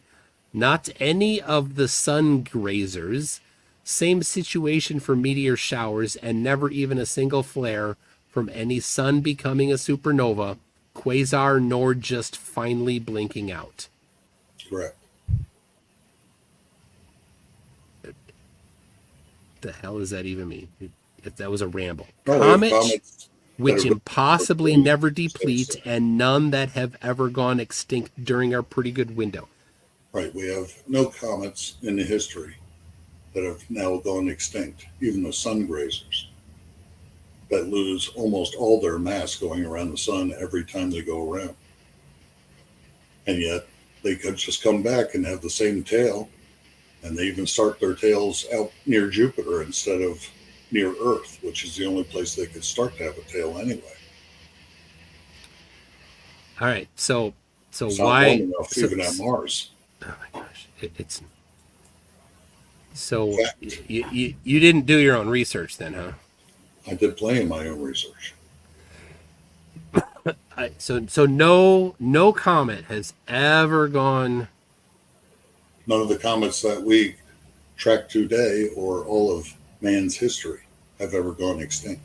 Yeah. How about The only extinct ones you'll find are theoretically extinct. okay? So you They've never never looked been up. witnessed. You never looked up Shoemaker-Levy.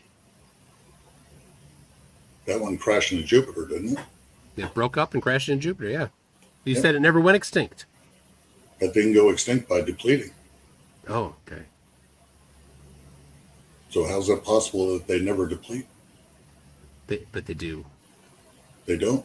They never have in history. There is no comet that's gone extinct from depletion, and yet they cannot be refueled or reloaded. All right. Well. I mean, I guess correct or not? I can rhetorically ask. Show your math. And I don't have any math. Oh, Why does math come into the well, I mean, equation all the time? because you made the claim, and you said that they should go extinct, and so that is a quantifiable number there. So Yeah, according show- to astronomy, they show- lose as show- much as 10%. yeah, show your math. Go ahead. 10 orbits means 100% gone. Okay, and When which one? astronomy says as much as 10% depletes every time they come around. Okay, and which one depletes by 10% specifically? I don't know, You don't know. Then No. why'd you make the claim? because I'm going by what astronomy has told Yeah, us. but- It's but part which- of the globe model. Yeah, does but you not don't know which exist. one. So which one Well, loses it could be all of them. 10%, Could be all and of them. it could be all of them. Why Yeah. why did you even make this claim? This rambling nonsense. Because this is what astronomy, NASA, and cosmology say. And yet we don't witness anything that they say. Well, except I'm just curious And they haven't- for you to they apply haven't the witnessed. math. But so Well, why what do you does think math have why to do you do think with it? Shoemaker-Levy broke up? I don't know. I think it's because it hit the atmosphere of Jupiter, per se. Don't you think maybe it broke up because it was losing stuff? Was it coming back from the sun or going into the sun? I don't know. Okay. Well, that matters. Yeah, so I mean, I'm going to ask for a citation. I'm going to ask for math. I mean, you got nothing. So Well, that's Right. the other problem.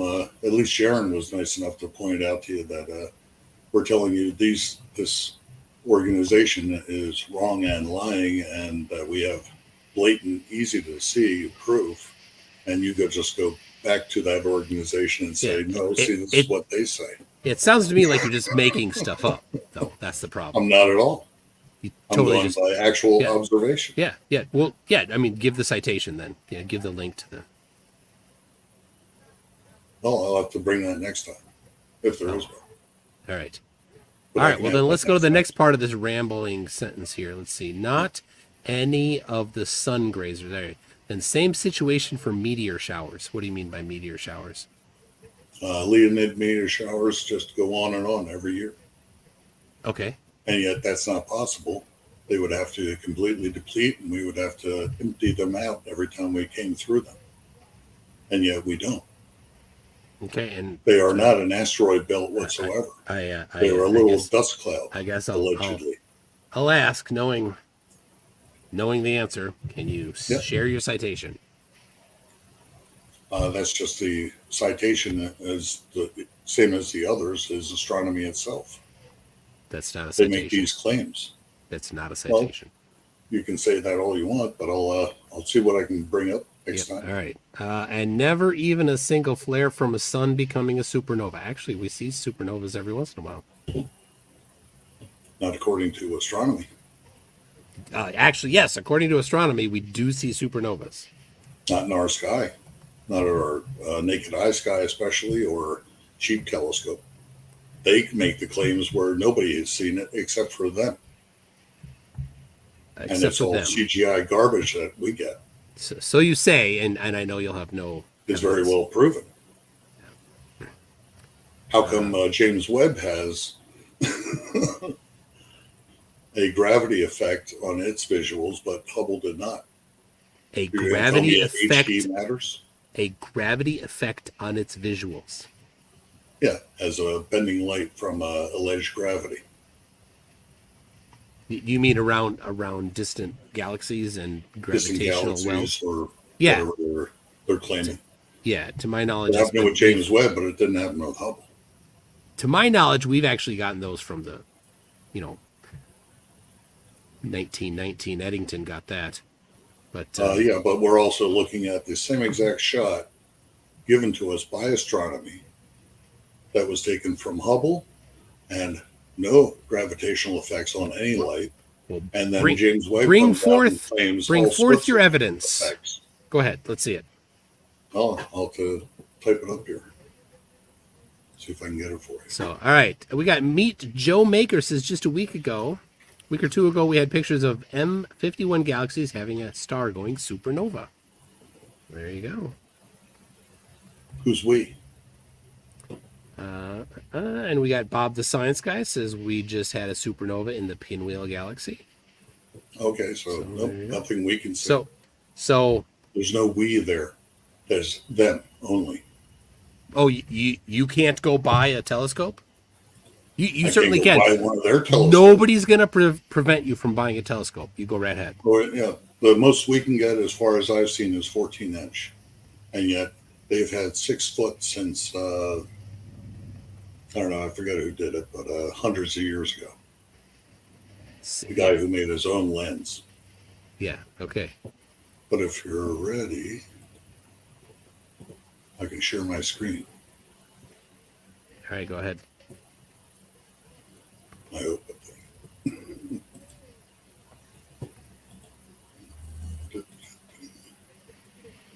Doesn't look like I can actually present.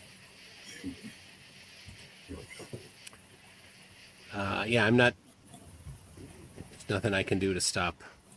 I don't think it has anything in here for me to change. I will try this. There it is. Okay, good. I just see me and you. There's Hubble versus Webb. Hubble versus Webb, and we don't have the same depiction except for 1 or 2 bendies per se. And the only difference is allegedly HD. All right. Are you going to show it? It's on the screen, or should be. No, it's not. I just see a picture You of don't you have and a me. Hubble or JST? Nope, nothing there. Well, let me stop sharing and try it again. But you can type in what I did if you like. Hubble versus Webb is all. But let me try bringing that up again.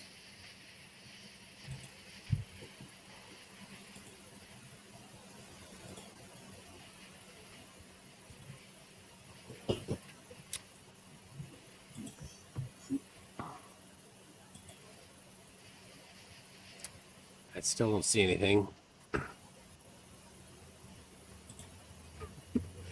Yes, exactly. Stare. Exactly. All right, let's see if that changes. Well, we got to download it. All right. There it is. All right. Got it? Yep. All Okay, right. So, great. so what's your point? That we don't have even half of the Webb bending light in the Hubble. Where?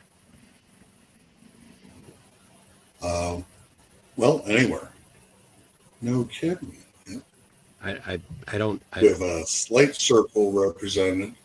We have a slight circle represented around the central white star of JWST, but then we don't have anything but 2 or 3 in the Hubble shot that are on the left of center.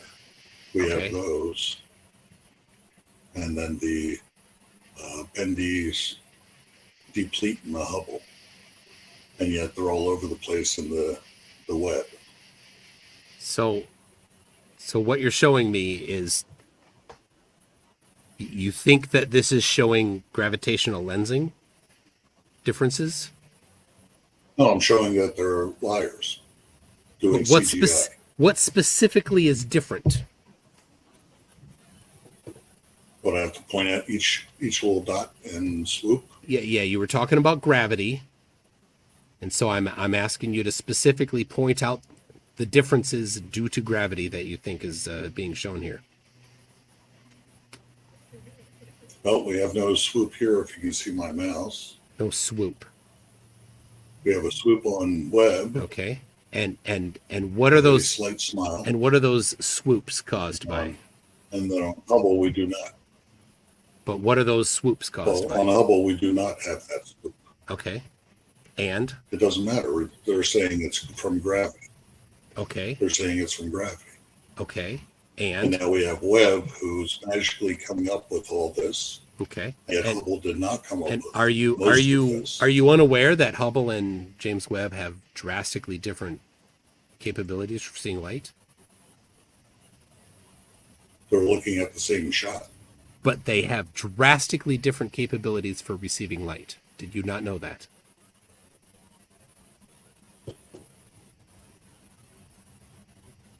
What's the difference in their light capturing between Hubble and Webb? Well, just tell me, since you know more than astronomers, you will definitely just tell the astronomers in our audience. That's causing a problem. What's that? Okay, so we got to bring it back up.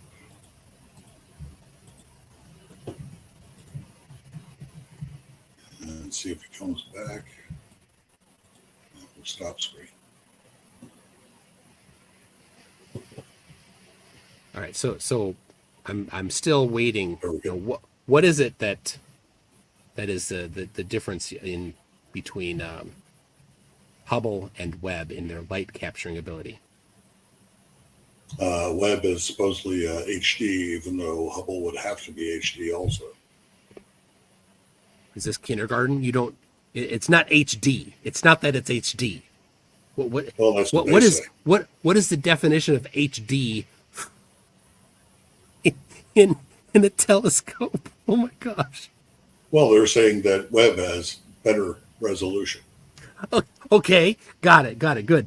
There's no such thing as HD for a telescope. God, I'm just saying so dumb. For people who've gone from standard definition television to HD. You know more than astronomers, so don't shy away from using the proper astronomy terms here. All right, feel free to use the proper astronomy terms, since you know more about astronomy than astronomers. I don't need to know their terminology for much of anything. That means nothing. Obviously, you don't. All right. But we have gravitational lensing All right. I will cover, since you don't know the first thing about the difference between them. The biggest difference between them is the wavelengths of light that they can capture. Huge difference. And so Well, that's great. Hubble takes things closer to the visible spectrum, and James Webb takes things much longer wavelength than the visible spectrum. And so, So those light's things that you're seeing that are in Webb that were not in Hubble is because they're a different frequency. So it's visible light, though, either way. Neither of them are probably visible light. But you know that because you're smarter than all astronomers. Then how come we're seeing a picture of it if it's not visible? Oh my gosh. You are really lost. Again, How this is could their how whole could you thing. how could you even ask such a ridiculous question when you think Because that you their know whole- more? You think you know more than astronomers, and you don't even know the first thing about the light that they're capturing with James Webb. Sure, all they tell us, and Congress even, is that we have data that we've now translated into a picture for you peons, and yet nobody can confirm That's not any of it. that's not all that they say. They publish a ton of stuff. They don't just present that little bit. They have a ton of data. You can actually look up the publications. Now, I'm going to show you right here. Do you see that little thing there labeled supernova? Yep. What do you think that was taken with? It could be anything. It looks like infrared to me. That was taken with an 8-inch telescope. Nice. A telescope you could have purchased if you were actually an astronomer. And If I you could have photographed that supernova in the Pinwheel Galaxy yourself, just like the amateur astronomer that did this one. The amateur astronomer that did this one is Bob the Science Guy, and he's in the live chat right now. He took this photograph. So you said there's no supernovas that you can see, and right here we have one. All right. 8-inch telescope. Now, Let me look it up. See if be it glad, comes up at all. be happy for you to retract your claim. I'm not retracting it. I'm not surprised. All right. Let's move on to your next. Thank you, Bob. Thank you, Bob the Science Guy. Let's see about this one. Yeah, I Let's see a get- bunch of them. See one that looks very similar to this from All right. space.com. I mean, See if they give credit. denial will just make you look more silly. All right. Let's see here. Number 4, we're up to the factual impossibility to ever see Jupiter or any other planet beyond it with the naked eye or optical telescope. Well, I saw Jupiter the other night with my eye. Right. And that's not Yeah. possible. You said the factual According to impossibility NASA. to see it, but a world community of honest, trustworthy, and scientific scientists feels it's just fine to eternally ignore the inverse square law, while even NASA ridiculously goes on to exaggerate grossly that Jupiter receives a full moon's amount of light. I don't know what that means, but let's see you. I'll ask again. Go ahead and explain for the audience what you mean by inverse square law and how it applies to Jupiter. That distance matters. Just like a campfire will only light the people around the fire, but will not light the tents at all in the distance. It doesn't matter that you can see that light further away than it can light an area with. That light can never light the tents. Thus, Jupiter. Mars is claimed by NASA to get 56% less light than Earth does. And that's only 1.5 AU. Meaning if it was 2 AU, it would be in the negative amount of light. And yet Jupiter's 5 times further than Earth, which means it cannot get any light. And yet they all glow in the night sky. Thus, another obvious, blatant thing of the globe model that cannot exist but does exist. Disproven globe model completely, yet again for the 5th time. Could you We'll explain for the audience negative back again? Yeah, negative light. Go ahead. Explain negative light for the audience. It's a negative figure of minus 112%. As in no light is what negative light is. If you want to do the math, that's what negative light is. Mr. Math Boy. All right. Well, I just all right. So that for the audience, just for reference, please do not believe a word he said. He doesn't understand the topic very well. So if you're watching this later thinking, "Oh wow, he just taught me something," he did not. So 2 times 56 is not 112.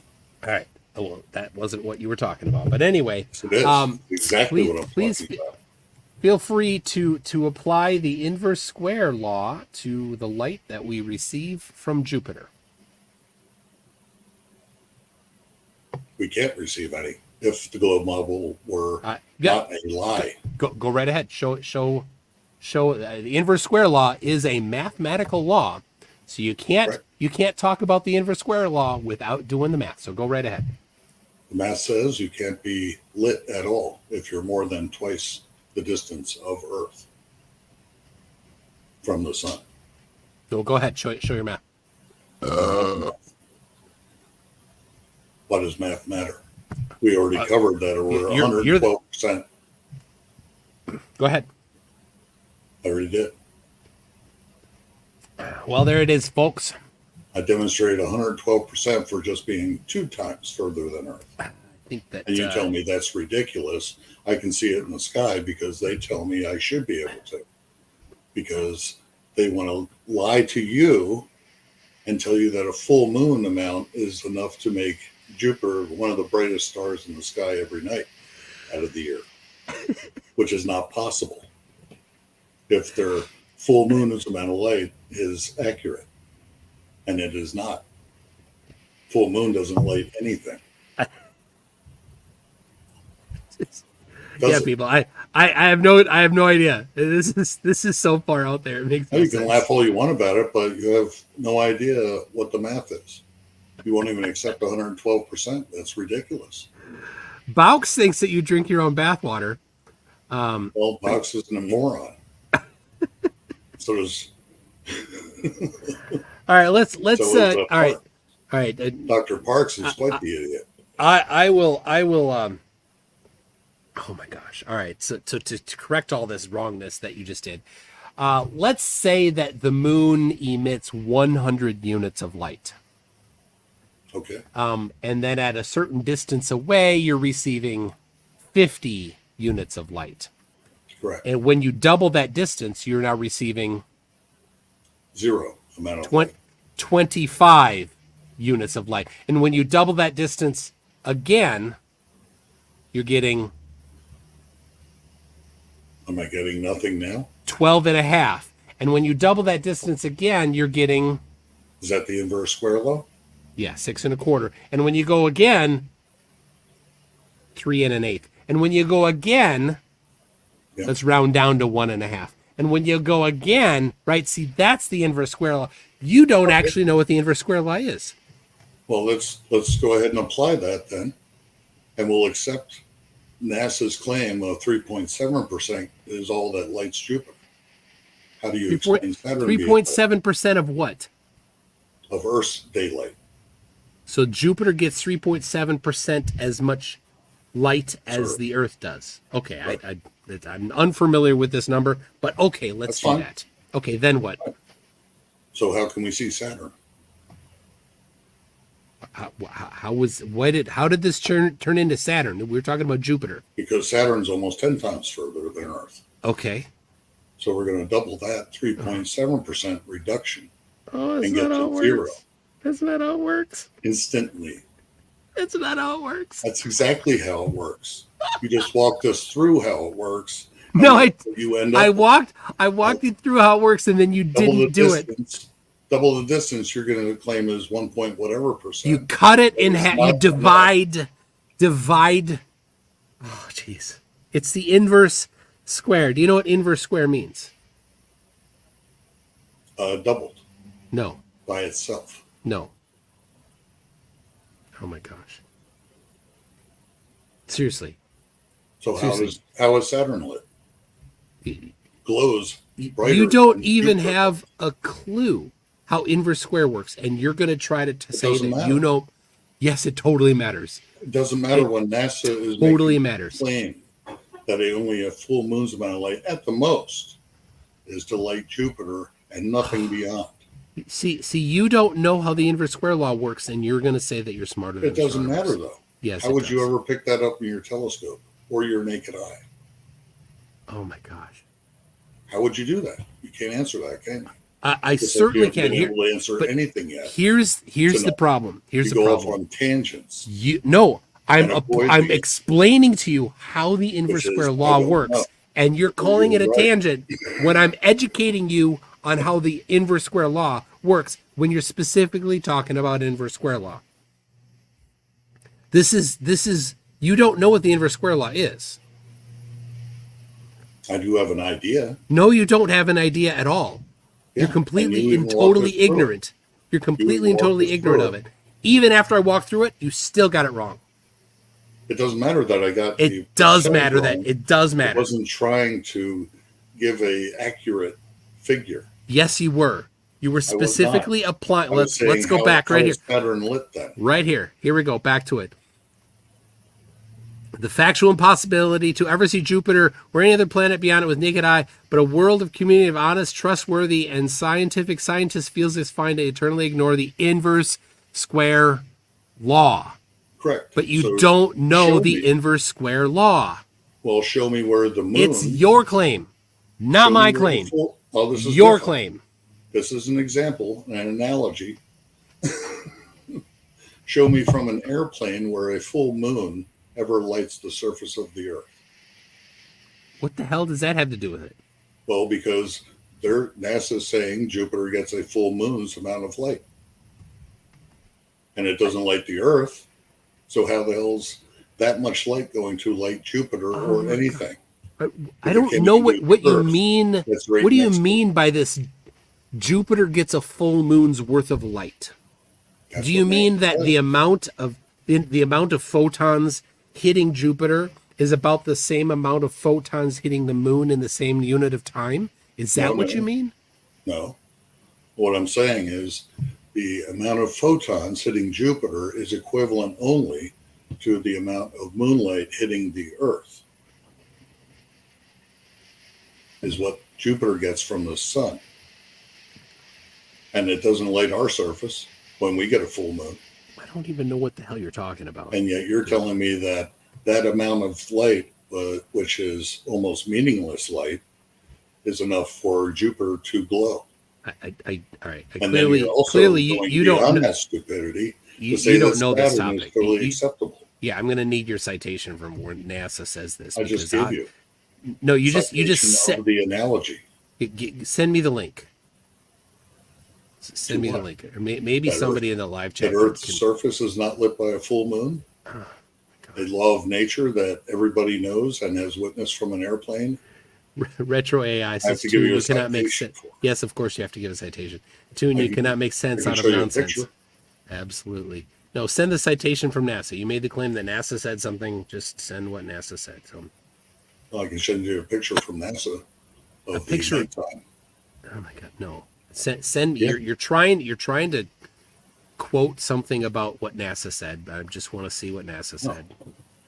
I could do that. So, oh gosh, this is. All right, the chef's son. I'm rolling back to this here. All right.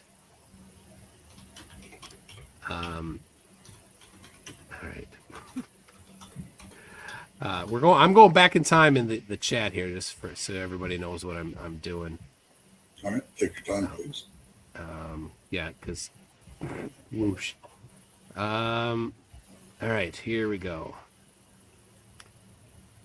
Glober Mom says, "Hey, you guys." It's Tuesday night. Welcome to the Temple of Tune. Now let us pray Kali Ma. Kali Ma, Kali Ma, Kali Ma. All right, that's a Temple of Doom reference. I keep trying to tell them I'm this Temple of Tune thing I'm not a fan of. But they keep trying to go back to the Temple of Doom. All right. Ba of the QTube family says, Iggy, the 60s called, they want their wall back. 70s, actually. That I know, that is 70s. Yeah. The wood panel is 70s. Don't worry, it's going away this year or so. Oh my goodness. What are you gonna put in its place? Shag carpet on the wall? No, this year I'm just going to be painting it. So. All right. Dude, you ever take off paneling? It's the worst. No, it's not bad at all. Oh, I hate taking it off. Oh, You just cut up in those little squares to stick it in regular trash. all right. CBM McCuller says, I need his measurements in sheep units. I'll have to work on that. Are you familiar with the up and coming? I mean, everybody's moving away from SI units. They're such an old, thing of the past. Metric and imperial, right? We're all moving to sheep units here. I'll show you. Here we go. All right. Here's sheep units. They're Scottish sheep units, of course. So, hold on. It didn't. I got to get the right screen. It's a new thing. I'm sorry, I was looking up a link I have for it, and I shouldn't be. This is taking too long. All right, okay. I got to make sure it's the right screen that I'm sharing here. There you go. Scottish sheep units. There it is. My favorite is the weight.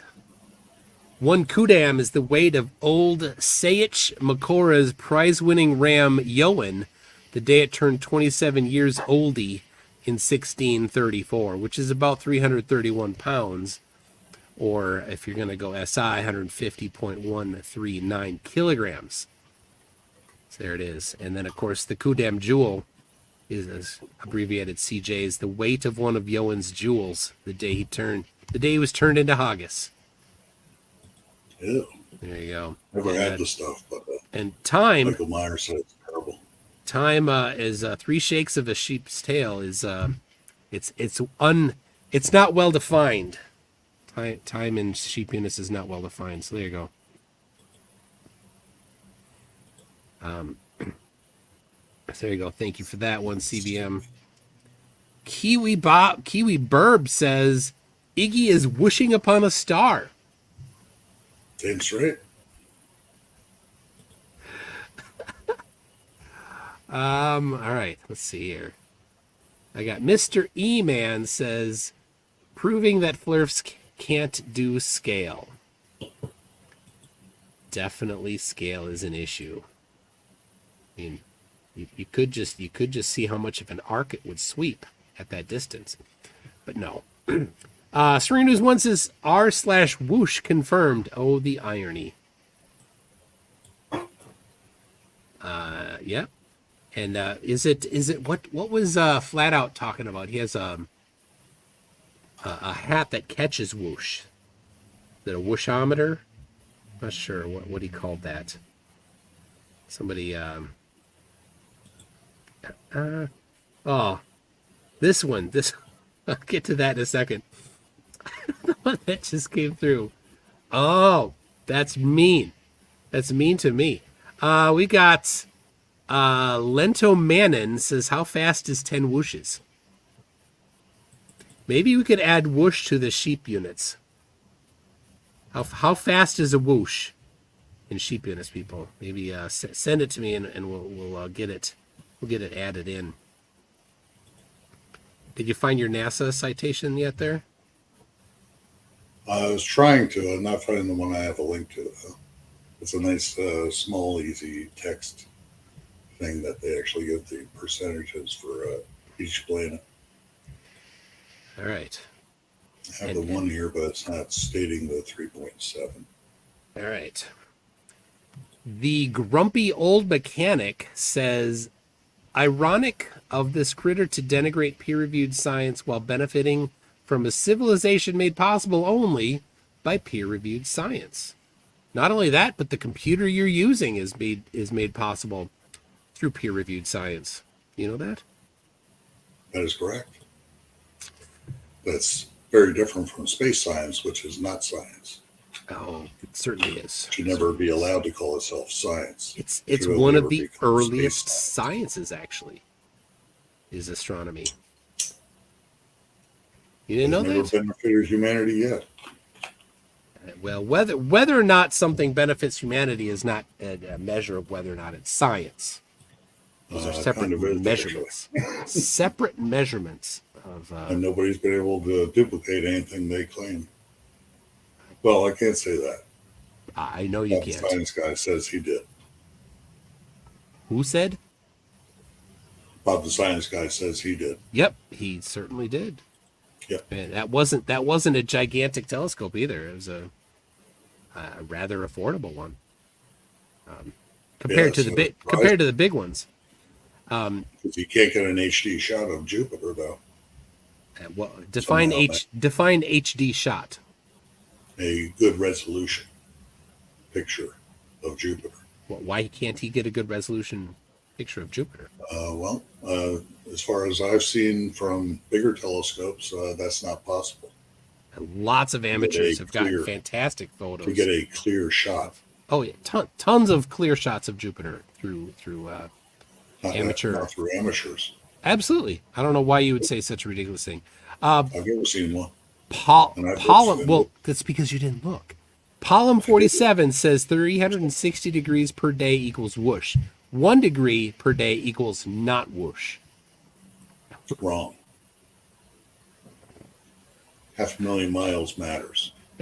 When the tree doesn't change size, pal. Compared to 8 light years, it does not. Compared to 6,000 and 7,000. The Eon Dust says, who does it better? This guy or Cancer Man from the X-Files? You get it? No? I don't know who Cancer Man is. All right, there we go. That's a good one, Eddie Reese. Definitely. Stringer News 1 says, more brain numbing than alcohol, none of the fun. Chronic Avenger says, what would make a mountain move more? Me moving 50 feet or rotating 1 foot? That's a good question. What would make a mountain appear to move more? As long as you put the mountain at the same distance. All right, let's be. You better put the mountain at the same distance. Let's have the 10. You're 10 miles away from a mountain, right? There's a mountain over there, 10 miles away, and you're going to move sideways 50 feet. How much does that mountain appear to move? And then you're going to rotate 1 degree. Quite a lot. Quite a lot compared to. Yeah. So which one's going to make it move more? It's moving side to side 50 feet or rotating 50 feet. Yes. That's wrong. Incorrect. When that mountain is 10 miles away and you move sideways 10 feet versus rotating 1 degree, that rotating 1 degree is going to be drastically more apparent movement than moving side to side. But you can go right ahead and keep denying that. It makes it all that much more hilarious. My screen doesn't move when I turn my head 1 degree. Yes, it does. I finally do have it. No, it doesn't. Oh my God. It doesn't move at all. My head moves, but it doesn't move. It's the apparent position in your forget it. Lord Illuminous Pooh says, and a cosmos of millions of light years, that's a distance. A couple of million miles an hour, give or take, is nothing. All right, you have something? Let's see it. Sure, good.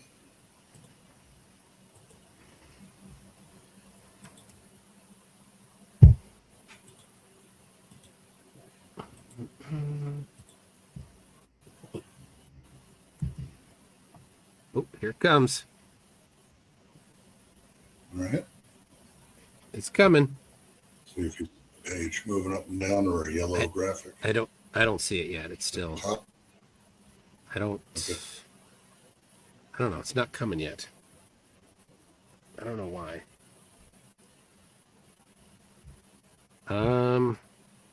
Let's try this. No, I see nothing. That. Moving everything around. But no, I see on the little preview I see it, but not on the let's see. When I add it to the screen, I don't see it. Do people at home, do you see anything there?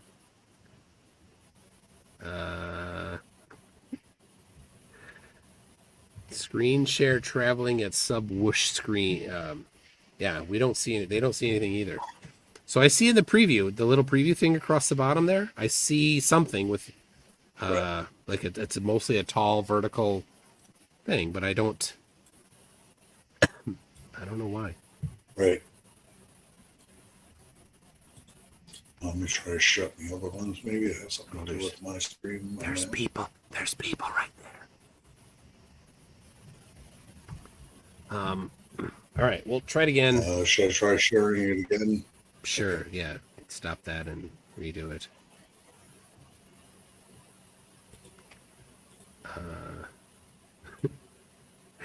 Yes. This is, yeah. The Earth spins 360 times faster than the orbit spins. Yep.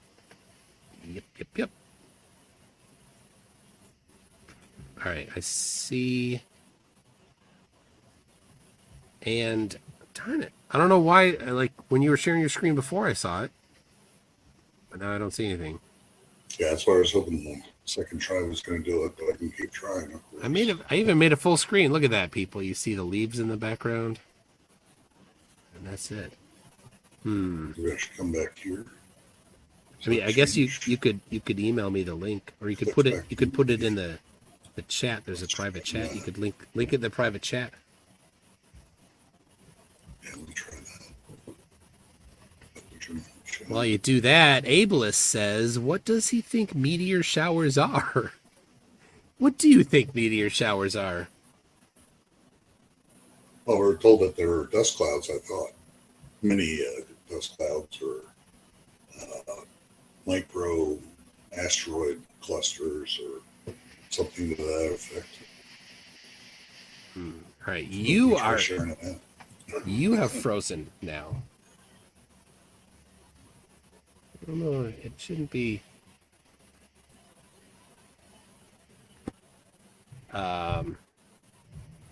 Like I can't see you moving. I don't know if it's me or you.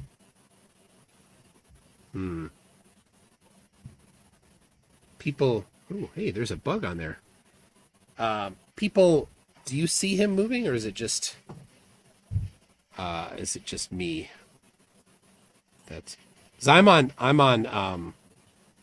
a hotspot, so if there's an issue, this is very laggy for you. Okay, frozen, but am I frozen, or is it both of us, or is it just him? I think I'm kicking him off by sharing. All right, so he's frozen. So we'll try taking him off. Okay. Me off too. All right, there it is. So I'm not frozen and you are. Something about your. So all right, let's see. We're both gone, but now we're back. At least I am. Yep. Yep. Now, let me try to join the chat, Mary, maybe.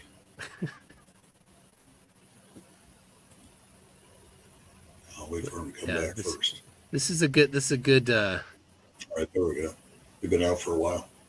There, yeah, I see him moving a little bit now. I don't know what happened, but somebody said that the last time that you shared your screen, you froze also.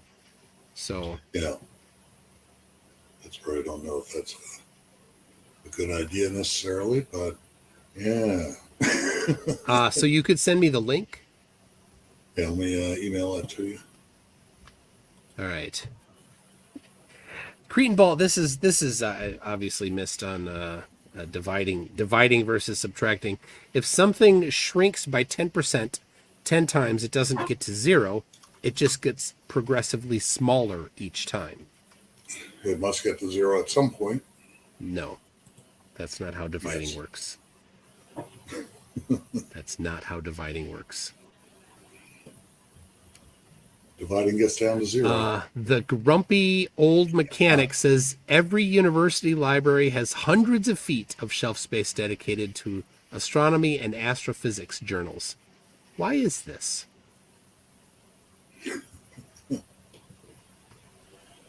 Indoctrination to think they're actually doing something useful. Well, you'd have, if you think it's wrong, you'd have to show where it's wrong, but you haven't done that yet. You've just claimed that it's wrong without actually showing where it's wrong. No, you haven't yet. You've just made lots of claims. All of these things, by the way, all of everything in science, with 0 exceptions, everything in science is completely ready to be debunked. All you need to do is, do it, not just say it, not just say no, not just say I think it's wrong. You actually have to get down to work. You'd go and get James Bradley's publication from 1727. Go look at it. Do the actual application of all the things that he did in there and find out where you think he got it wrong, where he applied it wrong, where he did the modeling wrong, where he did the math wrong, where he did the measurements wrong. Something. Here's where you think it's wrong. And then put it together and publish it. Everybody's ready for that. That door is open. I'll be doing that. So, all right. Here is it. All right. So I got how far faint. All right. I got your link.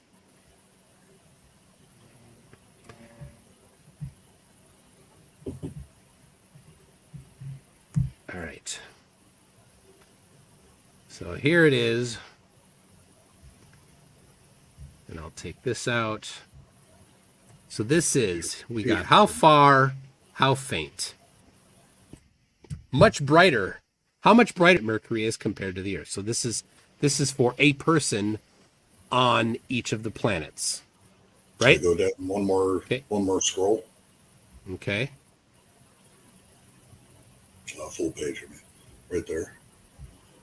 That's the got to go above 2 paragraphs above that list.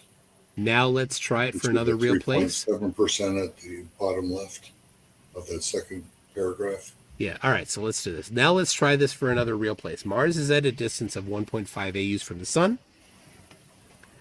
1 over d squared, there's the inverse square law right there, equals 1 over 1.5 squared equals 1 over 2.25 equals 44%. There is less than half as much sunlight falling on the surface of Mars as on Earth. Now this is for 1 unit area. 1 unit area, so a square meter, for example. 1.5 AUs, actually. No, let me make it's right there. Yes. This. Oh my gosh, this is. That's what they're telling you. So, this is. Oh my gosh, like how completely. How do you explain this to somebody? How do you explain this to somebody that can't even understand basic geometry? All right. Yes, I got the 1.5. I got the 1.5 AU. Yep, I got that. That is how we apply the inverse square so that we know for a square unit area the difference in received photons. That's what we're doing here. Okay, so 44%. So a square unit, not the entire planet, just a square meter of the surface of Mars gets 44% as many photons as a square meter of the surface of Earth. Of course, it would need to be orthogonal to the path of light to actually be accurate. If it's skewed, it would not. Do you know what orthogonal means? It's still the same thing. Okay, but do you know what orthogonal means? Never mind. I used to. I don't remember. All right. So there is less than half as much sunlight falling on the surface of Mars as on the Earth. Like that's just for a unit area. Okay. Correct. Jupiter is 5.2 AU. Jupiter is 5.2 AU, so 1 over d squared equals 1 over 5.2 squared equals 1 over 27 equals 3.7%. So a square meter of Jupiter will receive 3.7% as much light as a square meter of the Earth's surface. Okay. Okay? How is that any different from what I was saying? No. I don't think you quite understand when I say a square meter of the surface of Jupiter. But now, all right, so we got that. Now what? Now what's the next step? Full moon amount of light for that square meter will not light that square meter that you can ever see it from Earth. Well, where is this full moon amount of light? What is this? Where are you talking about this? Well, I'm just saying in a comparison. Let's just say a full moon is 3.7% of our normal amount of daylight of 100%. This is so painful. You have no I tried clue. to make it easy for you. No, you have no idea what you're talking about here. You can't. Ridiculous. No. Let me make this clear. You don't understand this topic at all, and you think you do. That's a problem. Square meter doesn't have anything different. Dunning-Kruger of the entire planet. Dunning-Kruger is what's happening. Every square meter must get that minuscule amount of light. Yes, and then the it bounces. Surface yes, would never be lit more than 3.7% of Earth. No, because it's a significantly larger surface. It doesn't matter how large it is. It definitely matters because when we're looking at it, it's bouncing off of the surface, lots of surface area, and then coming towards us. So you need to now get, and this is going to be, you're going to have to do some trigonometry here. Good luck. Wrong. Find out how much light the entirety of Jupiter gets on its face, and then how much of it bounces towards the Earth, and then apply the inverse square law again to see how much it would get to the Earth. Now you didn't do that. Yes, you absolutely have to do that. NASA already did it for me right in that paragraph. In which this paragraph? This paragraph here? The second sentence, second line tells you that Mars gets less than half of Earth's daylight. Yeah, on the surface of Mars. Right. Yeah, but we're not on the surface of Mars. We're not on the surface. No, but that if that were true, Mars would be half as bright as it is in our sky, and it is not. Why? Because it's getting less than half the amount of daylight that we are. Why? It cannot be lit like we are. But it's not lit like we are. We just see it as a small planet, and if you have a P1000, for example, you can zoom in and you can actually see it. Yeah, but it's not as bright as the Earth. It's not. How do you explain Jupiter having anything? Because it gets 3.7% as much light as the surface of the Earth, which is just a comparison. You need to look at the total quantity of light that Jupiter gets, and then you look at how much it reflects towards us, and then you apply inverse square law again between Jupiter and Earth, which varies. When we're on the same side of the orbit, it's different than when we're on opposite sides of the orbit. Drastically different distances, but you still can apply the inverse square law to see how bright it should be. You didn't do that. You think inverse square law is subtracting, not dividing. It is subtracting. No, it's not. It's dividing. It's right here. Yeah, but it's still subtracting. No, it's dividing. 1/1.15 squared. That's divide. Divide that little slash. It's a smaller number.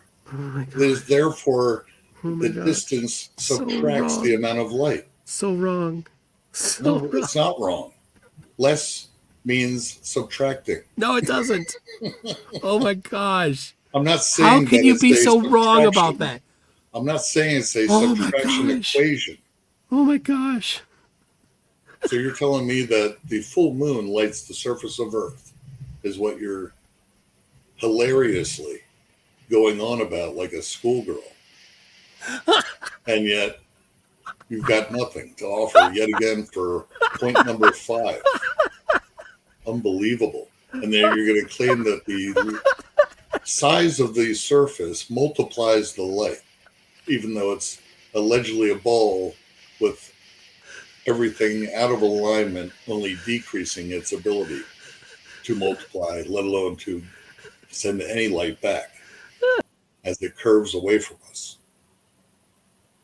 Just ridiculous. You have no idea what you're talking about on any of these points as of yet. It's just ridiculous that you're even Just trying. show the application. Oh no, just kidding. You can't. Yeah, and I just showed you. NASA tells you That's that so. Mars it's half as bright. This is so ridiculous. You don't Jupiter understand must be any of this. full This topic is just way beyond whoosh. This is just whoosh again. Whoosh. That's what's So happening. where's Oh the my 3.7%? Oh my Where's the gosh. 3.7%? It's per unit Reflecting area. back to us. Per unit area. If a full moon amount can't light our surface, how is a full moon amount going to have Jupiter? I don't know where you're getting this. What this full moon amount? Where's this coming from? I'm This just makes no using sense. that as a comparison. Oh my gosh. I mean, And you can't even fathom that. You can't. You want to get into the square meter bullshit that has nothing to do with anything at this point. I mean, it's exactly in point. I mean, that's what this is talking about right here. This is talking about that's fine. But the amount of light per unit area. But you miss that, right? You don't quite get that. What's going on here? No, you don't. I pointed out to you, just like the article did, that Mars would have to be half as bright. 44%. And yet, all we get is daylight shots from per Mars, unit area. allegedly. What do you mean? All we get is daylight shots. What do you mean by that? All we get is daylight shots from Mars. What do you mean? With NASA's rovers and satellites as well. Yeah, so you don't understand photography. It doesn't matter if they're doing contrast changes with the camera. Oh my gosh. We've got shadows. Oh my gosh. On Mars, allegedly. Oh my gosh. I mean, I know that it's rare for a flirt to understand photography, but you're farther out. I do understand it. I understand. I even took it in high school. But. Okay. And so you're going to tell everybody that when you expose a photograph and it's too dark, what are you going to do to the aperture? You have to open it as far as I there you go. And what if your aperture's all the way open? What other options do you have to make it brighter? I don't think I know any of that stuff. But you took it in high school. Other than night vision. But you took it in high school. Yeah, this is not high school. You could increase the sensitivity of your sensor or your film if you're don't talking remember about film. any of it. Certainly when you're in high school, they were talking about film. So you'd want to move the stops of your film up, right? So you go from 100 ISO to 200 ISO, right? Move up a stop. Or you can increase the shutter speed. There you go. You decrease the shutter speed, increase the shutter time. And so when you expose a photograph, you want to expose it for an appropriate amount so that everything is kind of in the middle, right? That's Ansel Adams went over this in detail. So if you're in a darkly lit room, you would adjust those three main things so that everything is about as bright in the final shot as when you're outside in full daylight. So when you're on the surface of Mars and you're getting 44% as much sun, as much light as on the Earth, of course, missing that there's hardly any air between, the sun and Mars. So that never mind all of that, but it's going to be less bright, definitely. And so you would definitely just change all of the things in your photography so that it's exposed appropriately and it's not just dim. You don't want dim pictures, so you take a good picture. So I don't know why you would think that pictures and photographs from Mars would be dim. They're going to be smart enough to take a decent picture. I understand that. I already said that. Okay. But you said you thought that because it's 44% as bright that everything on Mars should be 44% as bright in the pictures, right? No, I didn't say that at all. I said they have to play with the contrast to do so. The contrast. I mean, you took a photo, or whatever settings. It doesn't matter what the settings are. Yeah, the word you're looking for shadows. Is exposure. You want to properly expose the photograph. Right, but now the other problem is we get 44% of our normal daylight with just cloud cover. And most, if not all, shadows go away. And you cannot bring shadows back into existence by camera settings. And yet Mars does it every day.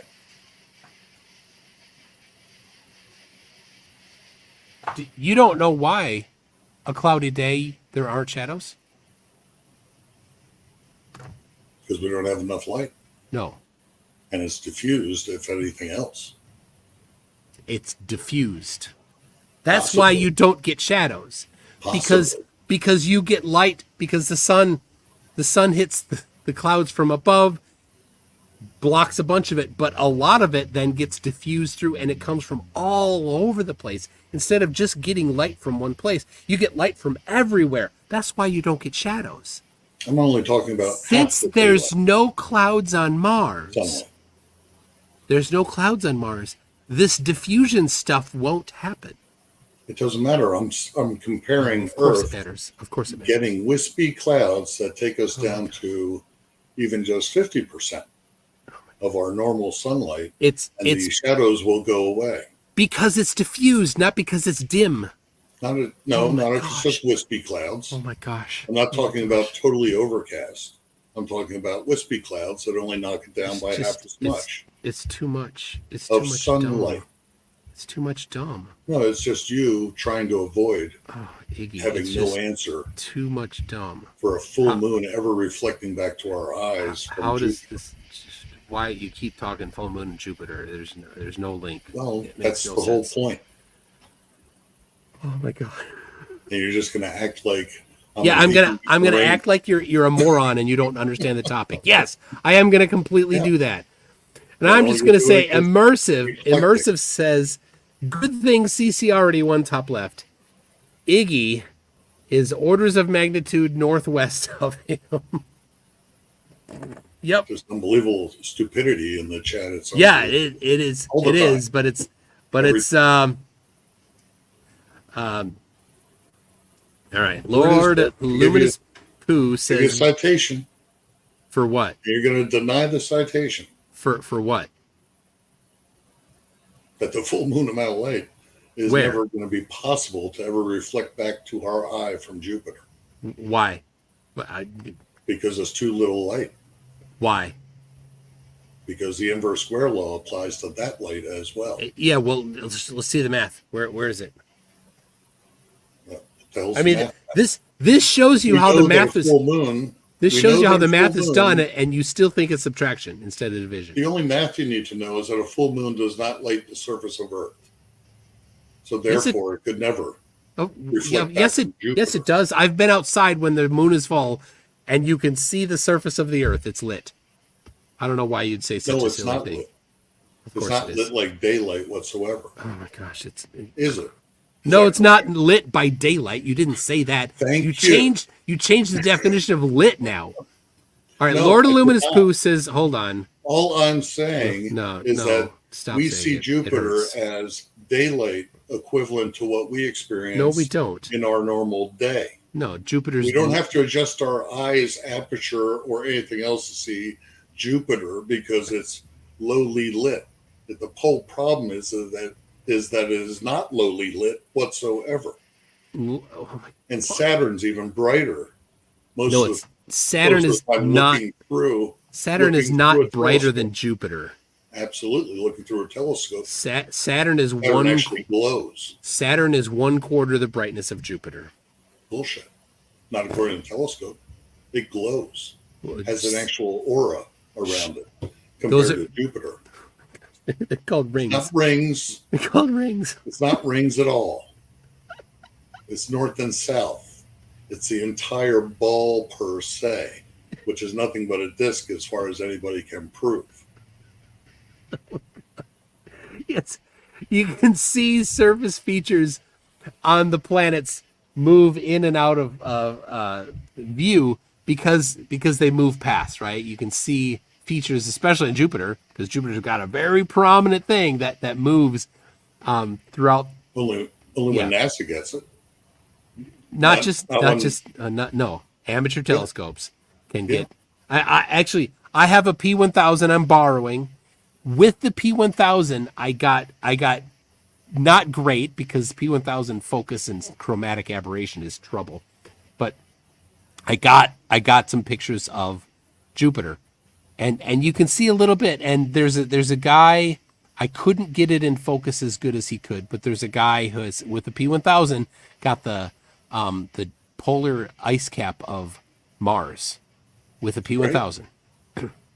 That's great. So you can see surface features. Live stream. You can see surface features on the planets, and you can see that they move across the face. They go off one side, they come back to the other side. Doesn't exist on the internet. Yes, it does. You just except didn't. for NASA. You just didn't look. All right, Lord Illuminous Pooh says, "We, the Illuminati, disavow flat Earth. That's Hydra. So speaking as they know, we didn't." All right, good job. Gotta look out for Bunch of Hydra. imbeciles ignoring obvious fact. Randomly Your Epic fact rate says, on the screen. if this guy is so smart, why hasn't he published papers or done anything to prove science wrong? Well, I will be. The door is open, You Iggy. published it for me by showing the email. No, that's not how you publish it. It's one way. It's one way, definitely. Oh my It is gosh. now out to the world in a written Oh my form. gosh. Oh my gosh. All right, put that together, send it to Nature and see what they say.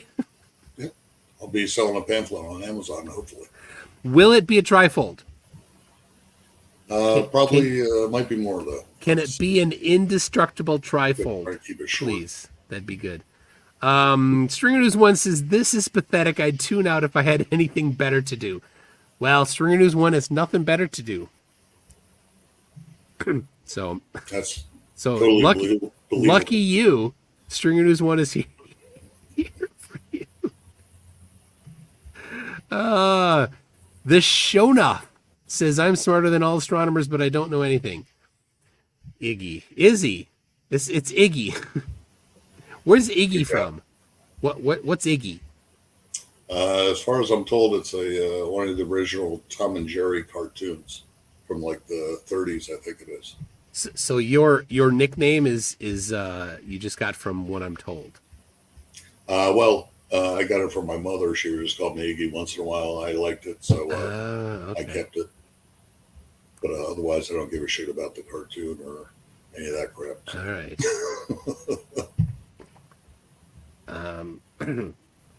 All right. But otherwise, no, they never saw any movement whatsoever of the surface for Jupiter or Mars when they were live streamed. When Mars was live streamed for 14 hours straight, and I think Jupiter was 18 or vice versa. And a big red spot, according to NASA, is no longer red, it's tan. I don't know what you're talking about. Every shot of Jupiter now that NASA puts out is tan. Has almost no color other than tan and white. There's no dark brown lines or anything left. All right. I'm colorblind. I don't know. Well, I'm just telling you in case you can translate that. In the future. Everything red is brown to me anyway. Here you go. CV McCuller says negative 112% light. We now have disappearing light. I'm shook. My life is a lie. Yeah. Well, I'm glad finally you're getting it. CV McCuller, you've got some rethinking to do. Wrote it. No last name says I'm 647% more righter than him by real math. That's why math doesn't matter. Math's never been the winner. Well, if math is not real, then how is it that you're talking to me? Math has nothing to do with me talking to you. It certainly does. Trial and error certainly is the does. only thing that always wins.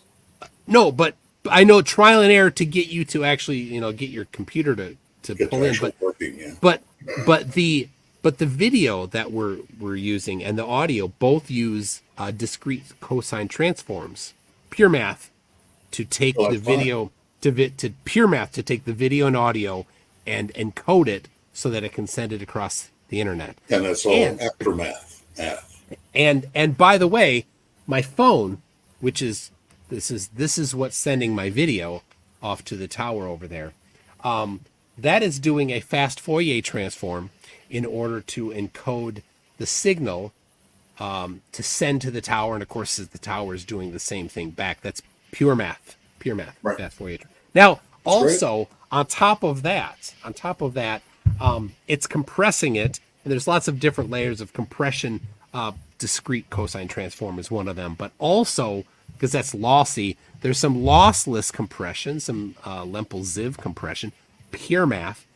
This entire data stream is encrypted, typically using AES 256, which is pure math, but it also is using public key encryption, which is either elliptical curve or super high, super large bit prime numbers, which is also pure math.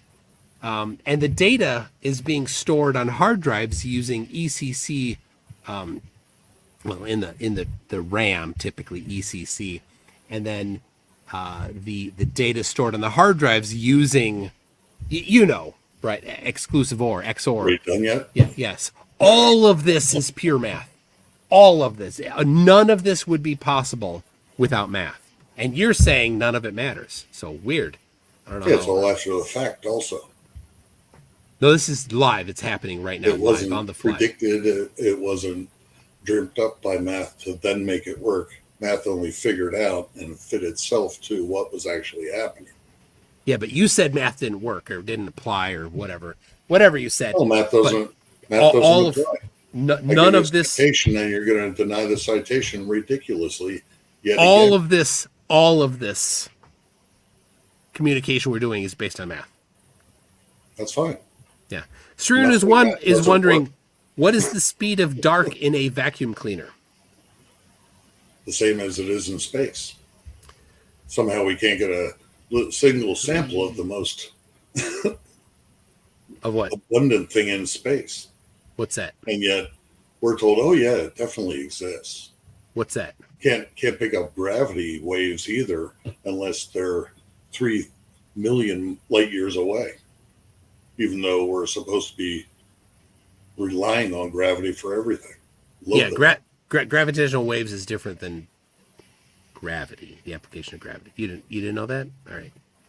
No surprise. Yeah, I did. Janusz Takas says negative light. Only. It just says it's negative light brought to you by the famous law invented by Ian Versquare. Ian Versquare? Yippee. Oliver clothes off. Oliver could not make it tonight, fortunately. This is a family show. So, all right, hold on. Jeez, there's a lot of people.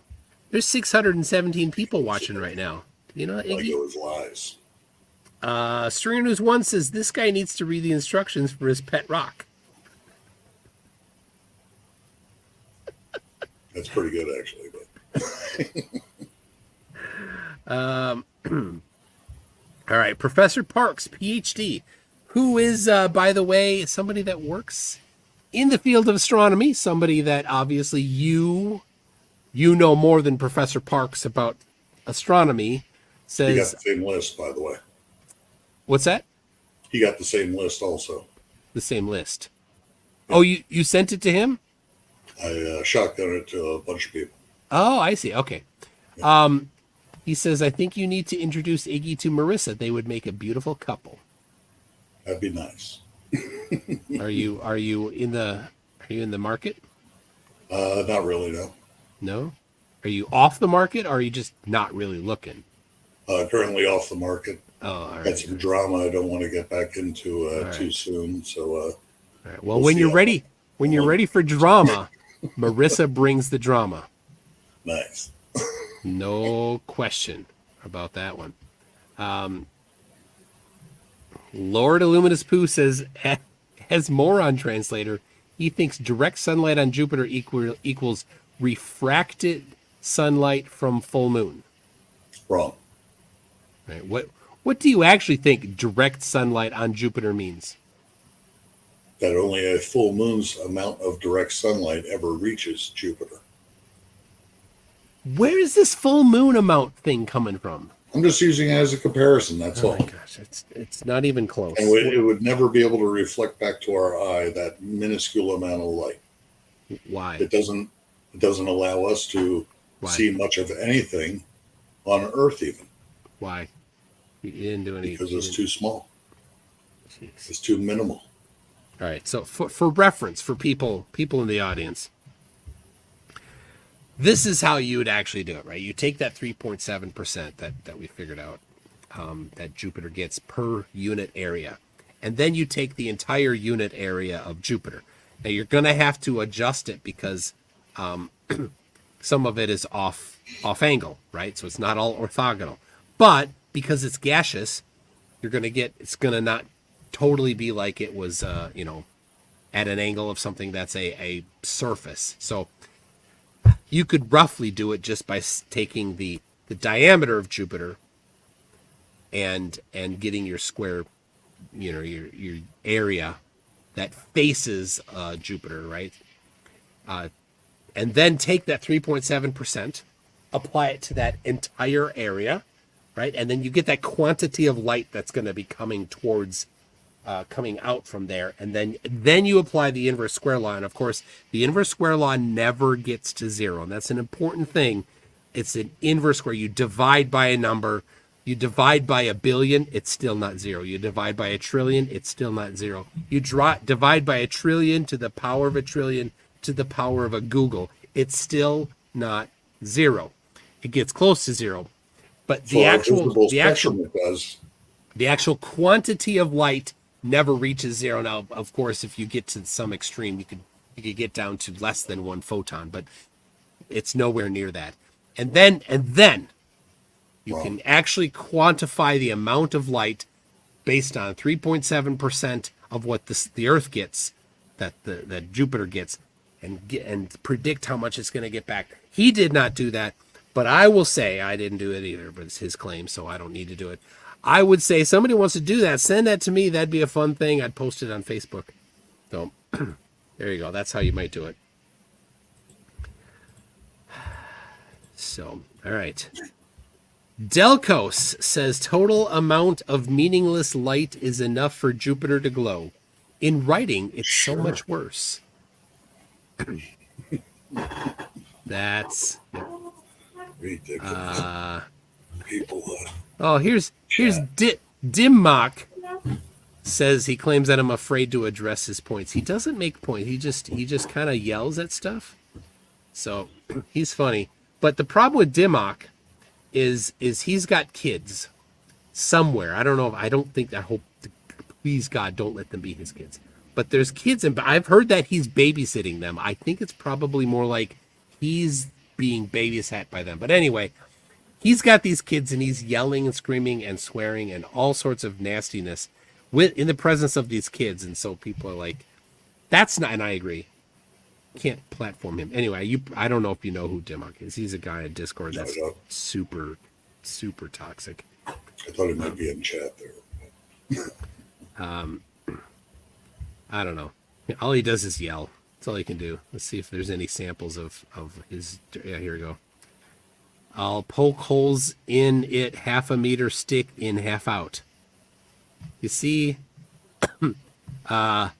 2023 flat Pythagoras. All I need is my meter stick to poke holes in the globe. Bendy water. You see, it's just he's like a random word generator. It's true though. Live, let's prove the globe with our meter stick. You see, all right. We got Cyberdyne Big Toe says, does anyone else think that MC Toon looks just like the adult Beavis on the new series? I haven't seen the new series yet. The adult Beavis. I'm gonna have to look at that. I haven't seen it either. But I have to say, it could do worse. It's not bad actually. I do like Beavis and Butthead, but hold on a second. Globe Turd Society says Toon loves kimchi. It's my favorite too. I don't like anything made from cabbage. and kimchi is made from cabbage. So take that back. All right. That was the one I mentioned earlier. This one here, Giebgen, has an empty super chat there. How do I say that? How would you say that? Dana Minis says, apply the inverse square law to Flurf IQ scores. Nice. What would that be? All the same classes you did, you know. What's that? We did go through all the same classes you did. No, you didn't. Yeah. Did high you school, up to high school. Did you take calculus in high school? No, I fell short on that. Only trigonometry. So there, you didn't take that class. Did you take physics in high school? Yes. You That did. was garbage. That was garbage. Just another math class. Nothing demonstrated whatsoever. Well, that's too bad for you. We had a lot of demonstrations. Yeah, they sucked. My one of my favorite ones. There's two that I really liked a lot. One was he had the tube, just the Sahala tube and a steel ball or something, and he blew so that it shot through. I think it went out straight. Came out at a level, and then at the end was another ball, and so when it came out, it triggered the other ball to drop. So one dropped straight down, and one went out and did a parabolic arc down, and they both hit the ground at the same time. Which is somewhat counter to what people tend to think. But when you actually do the kinematics equations, you're like, oh yeah, that makes perfect sense. The other one that I thought was pretty cool was he had a big clear plastic tube, and he had I don't know if it was a coin or like I think it was just a nut from a hardware store, and a feather in it, and he held it up, and it was 4 feet tall or more, and he'd flip it around, and of course the nut would fall and hit the ground first, and the feather would float down, but then he hooked it up to the vacuum pump, pumped out all the air, and then they both fell at the same rate. Right. So why is Pretty it? cool. Why did they fall at the same rate? No air resistance for the feather. But what made them go down? We don't really know, but it's definitely not gravity. We do know, and it definitely is gravity. And I'll pay It somebody. might be the word.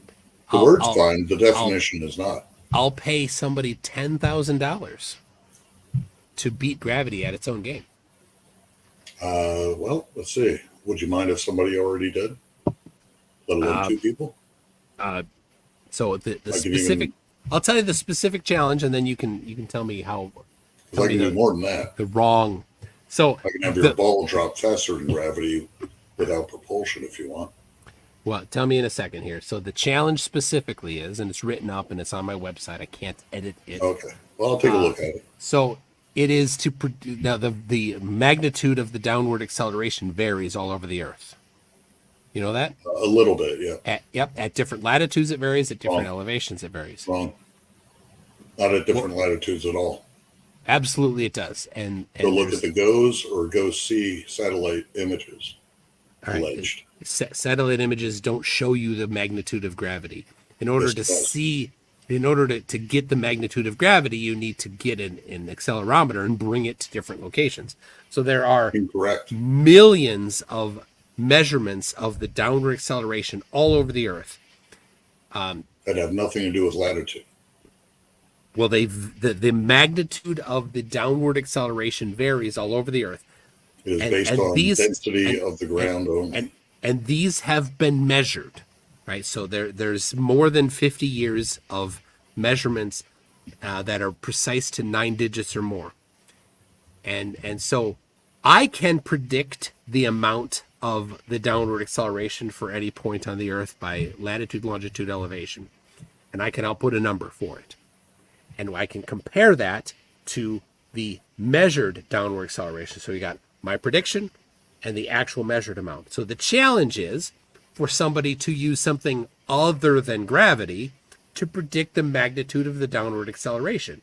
So you've got my prediction, you've got somebody else's prediction, and you've got the actual measured value. And we each pick 5 of the previously existing values for the downward acceleration that have been measured. I pick 5, somebody else picks 5. And then we compare and see who got the better prediction, and whoever gets closer, if it's me, then I win. No money changes hands. It costs nothing for people to enter. If they get it right, they get my $10,000. All right, so that's the challenge in a nutshell. What's your assertion? Oh, well, gravity does not act in any other direction other than down. They prove that all day long. That could be a mountain tunnel. That could be a mountain tunnel. That could be a sidewalk level of a skyscraper. That could be any large boulder or a cliff that meets the ocean. Go ahead. There's nothing there at all to attract anything to the cliff face, to the wall of the mountain tunnel. Nothing. Can't even stick an eyelash to any of them. Go ahead. How was this measured? By trying to put the eyelash on the wall when it's got hundreds of miles of mountain behind it and no gravity whatsoever. Okay, so no measurement actually? Wow. Nope, that's the only measurement I had. That's not actually measurement. Okay, didn't think so. It is. I don't know why. I don't know why I even asked. Let's see. I tried to shoe as well. I tried to drink as well. Yeah. According to gravity calculators, there must be hundreds of pounds of force. I don't think you in know that mountain tunnel. I'm just using the gravity calculators online. So I don't know if I'm pretty sure you don't know how to do the math, but that's no surprise. All right, G Ben says another super chat for $2. But of course, it's me who's wrong, not the. Yeah, I mean, you'd have just show your work. I'm pretty sure you don't quite know what's going on, just like the inverse square. Larry Scott with your bendy water. Larry Scott says 70s reference. He's a square, therefore inverse square law is free love and hippie inverse logic, man. I don't know, Larry Scott. Larry, are you from the 70s, man? Iggy, I'm taking it you are. You were alive in the 70s, is that right? 60s, yeah. 60s even, all right. Yeah.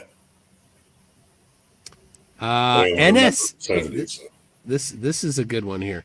NS Sherlock says 720p is a progressive HD signal format with 720 horizontal lines and 1280 columns and an aspect ratio of 16:9, normally known as widescreen HD. For reference, this video is being put out in 720p as well. Nice. So that is a definition of HD. There's another one, HD 1080p, for example, is another. Of course, that's a video format. There's no, to my knowledge, there's no official specified photograph format of HD. Yeah, film was pretty much HD all its life. So. But again, like I said, there's actually no specific definition of HD for photographs. But you could. I would think it would be film, though. You could. It's not based on film. HD. The term HD specifically refers to broadcast video formats. So you got 480i, 480p, 720i, 720p, 1080i, 1080p. Those are the official first set of HD. They've expanded up to other stuff, 4K and 5K and 8K since then. But if you're going to be specific, 720 is the bottom end of what would be considered HD. 480 really is not HD. It's just a format that was put in to kind of match NTSC and PAL formats, even though they're actually lower resolution than 480. You know that? To recall it, yeah. Yeah. Okay. I don't remember what they actually stand for. And the NTSC and the PAL formats, I'm not going to say for sure on PAL. The NTSC wasn't interleaved every other line, so it'd start at the top, and it'd skip a line, skip a line, skip a line, skip a line, and so 480I is the same thing. It's interlaced, interleaved. You said interlaced. It's interleaved. Yep. And so half as many half as much data in a 480i versus a 480p, because it updates every other line every frame instead of every line every frame in 480p. So the point, though, is this is to HD. So if you're going to say a photograph is HD, you could potentially say that it's 1280 by 720, which is actually not a very high resolution photograph. Yeah. And film, like the film that they used on the Apollo missions, is significantly higher because, of course, when you just look at the molecules, the grains of silver halide on the actual film, that is significantly higher resolution. So you can actually go to the University of Arizona. They scanned all 15,000 of the Apollo mission photographs. They got a bunch of the Gemini and Mercury ones as well.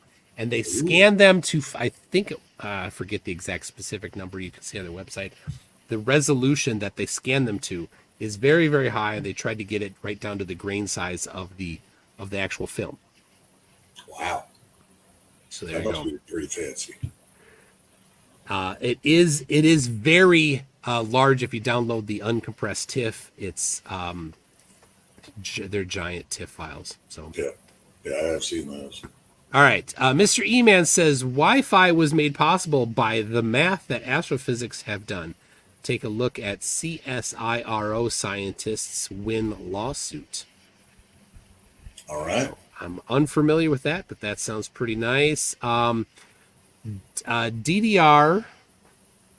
Ninjet says, I saw supernova in M101 with a 2.5 inch telescope.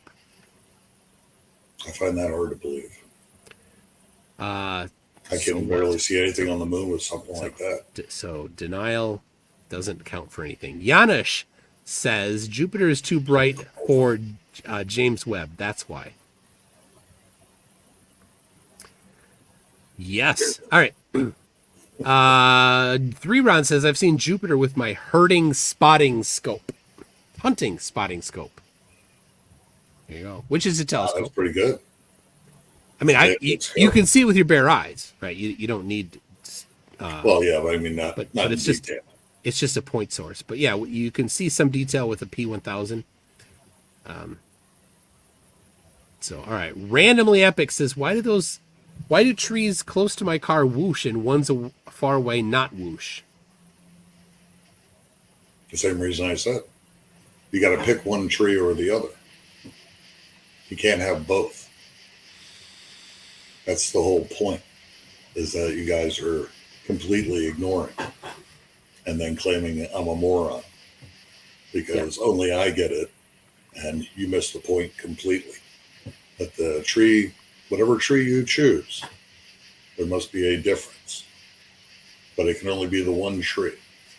If its distance doesn't change, but your velocity does, your experience passing the tree must be dramatically different if it's to the magnitude of 67 times faster than the other speed or 67 times slower. I don't know. I think it's a whoosh anyway.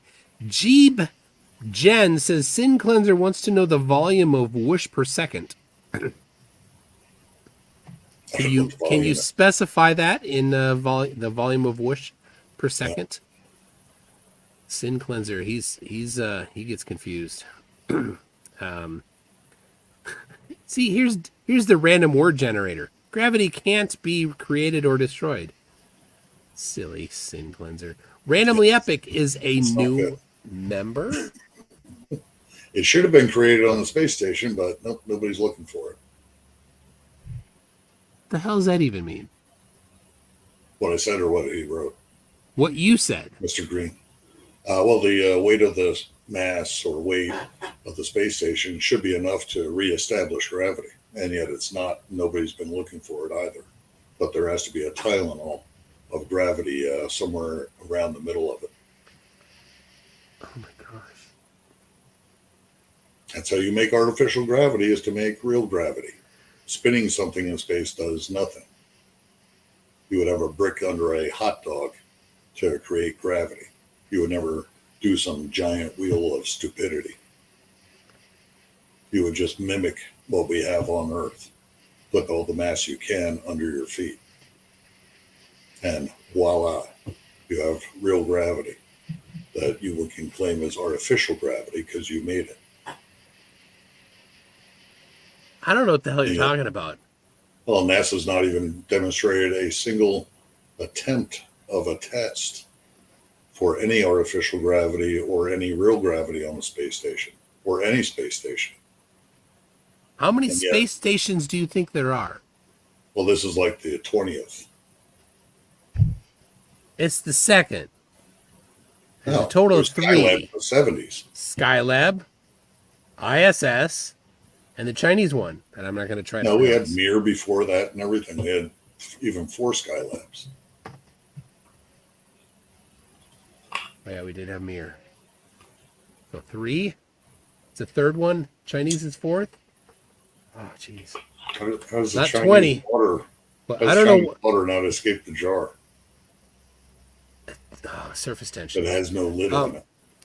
Did he When just they say a can't stop from bouncing up? Did he just say a brick under a hot dog makes gravity? Yeah, something like that. It does. I have It no would idea. have to. And yet we can't make gravity and we can't manipulate it, but allegedly it exists, even though it only works in the down direction, no other direction. But we can manipulate it, and we have demonstrated it in the horizontal direction. No, you haven't. Yeah. With what, Cavendish? Yeah, torsion bar is one way. Yeah, that's just a exercise in torque. I can get that citation for you next time too. Yeah, you're gonna need to. But no, there are no constants of gravity in Cavendish, which means it's not gravity. What do you mean there's no constant? What the hell do you mean that there's no constant? Gravity has a constant speed of acceleration, of force. And well, hold on. Acceleration. Wait. There's no acceleration in Cavendish. You said gravity has a constant speed of acceleration. Or a constant force is what I corrected myself on. Oh, okay. And yet Cavendish does not have that.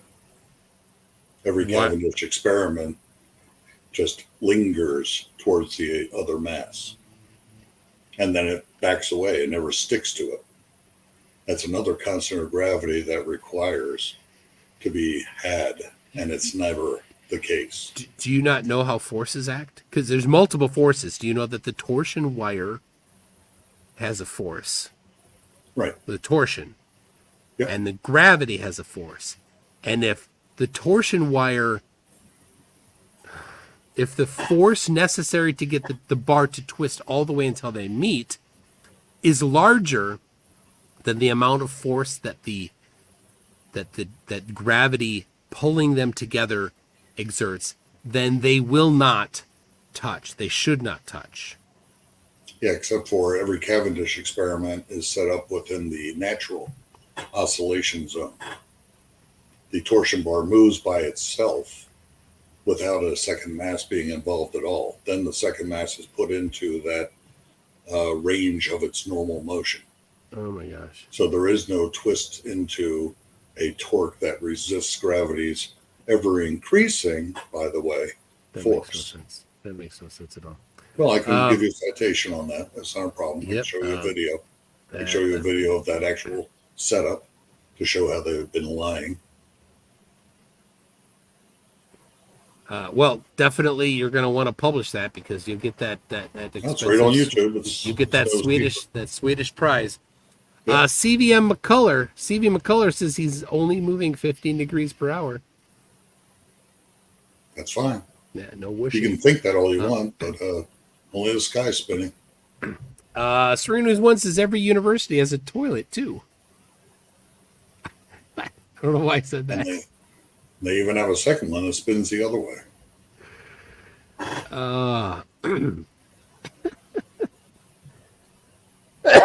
CV McCullers says science is the epitome of Cunningham's law. Yeah, good job, Jackie. You can learn everything from YouTube. What? Anything and everything. I don't know what Cunningham's law Jackie's is. got a problem with YouTube as a citation. Oh, Even though it's from NASA or some other scientific department of a university, all of a sudden it doesn't work if it's for the flat side. so Cunningham's law Perspective, states it's well math, and the thing is, Iggy, it's usually because people don't understand it. Case in point, Cunningham's law states the best way to get the right answer on the internet is not to ask a question; it's to post the wrong answer. Right, that's right. Yeah, sure. There it is. There it is. That's now. Yeah, water bends too. Can you explain to me albedo? I believe that's the aura I was talking about. The ability to reflect light back. Yeah, reflect, not aura. Oh, Yep, okay. the amount of Aura, reflection. but- Yep. Yeah. So you need when you're looking at that 3.7% on the surface of Jupiter, you need to take into account not just the angle that it's hitting the surface of Jupiter and how the angle is reflecting it back, but also you need to look at the albedo of the surface of Jupiter, which of course, reflectability. which is a thing. So you need to. How check that out. how do you explain daylight pictures at all on Pluto? What kind of camera settings would that be? On Pluto? Yeah, and the shadows they have, of course. On the shadows that Pluto has. Yep, according to that NASA. NASA has daylight pictures of Pluto, and they have shadows all over the place And how did they take those pictures? with a camera. Okay, and where was the camera? Some 300,000 miles away, even. Yeah, it was closer to Pluto than the Earth is. So why is there a problem? I don't know why Closer there's a to Pluto than the sun is. What's that? Closer to Pluto than the sun is by enormous amounts. And What yet is? You're going to sit there and tell me it's perfectly fine for Pluto to be lit by the sun for us to Yes. ever see in a telescope? Yes. You're lying through your ass again. Why? Because it's So not you said. possible. So you've said, but never presented any. I supporting presented evidence. the citation to show you that even Mars gets less than 50% of Earth's daylight. So And that's not even 2 times further than Earth. so So the further you get, the less light you have. yes, and And you tell me that it's perfectly reasonable for a full moon's amount of light to reach Jupiter. there's no full moon amount of light. Now, this is I don't know what you keep going to this for this some sort of a weird Well, analogy. just It has nothing to do with it. It's not a full moon's worth of light. yes, it is. It's It has nothing to do with albedo. Not for Jupiter, especially. I mean, you're only looking at like the first step of the whole process if you're going to actually do it. This is so Well, far. We've got half the amount of light on Mars So to reflect then what? back to us. Then what? Back to us. Okay. Then what? Then we get to way less for Jupiter. Okay. How is Okay. that reflecting back to us? That it glows. and What's is the one of problem brightest with it? stars in the sky. What's the problem with it?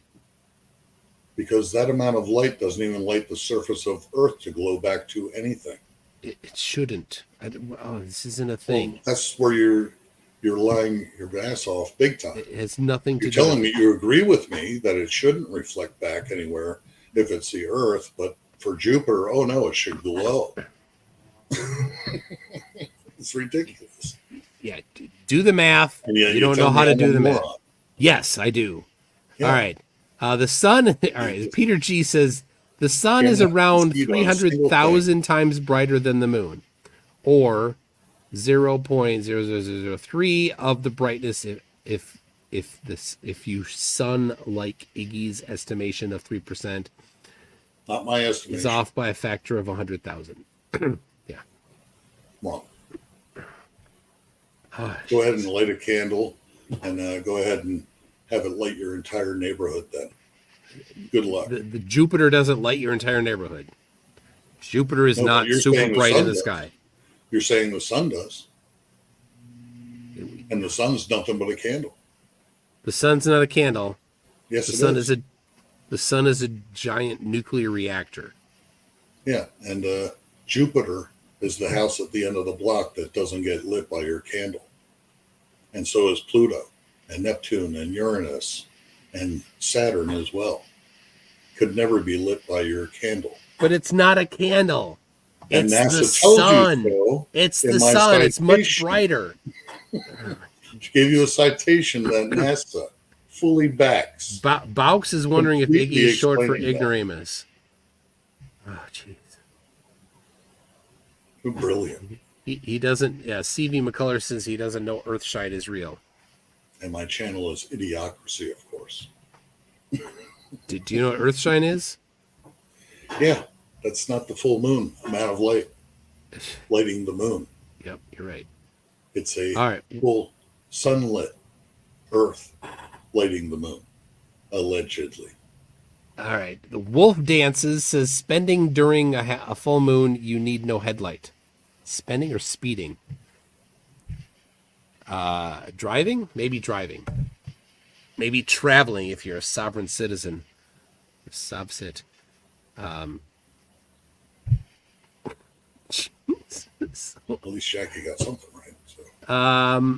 There it is. Wolf Dances says you can ski during a full moon with no lights.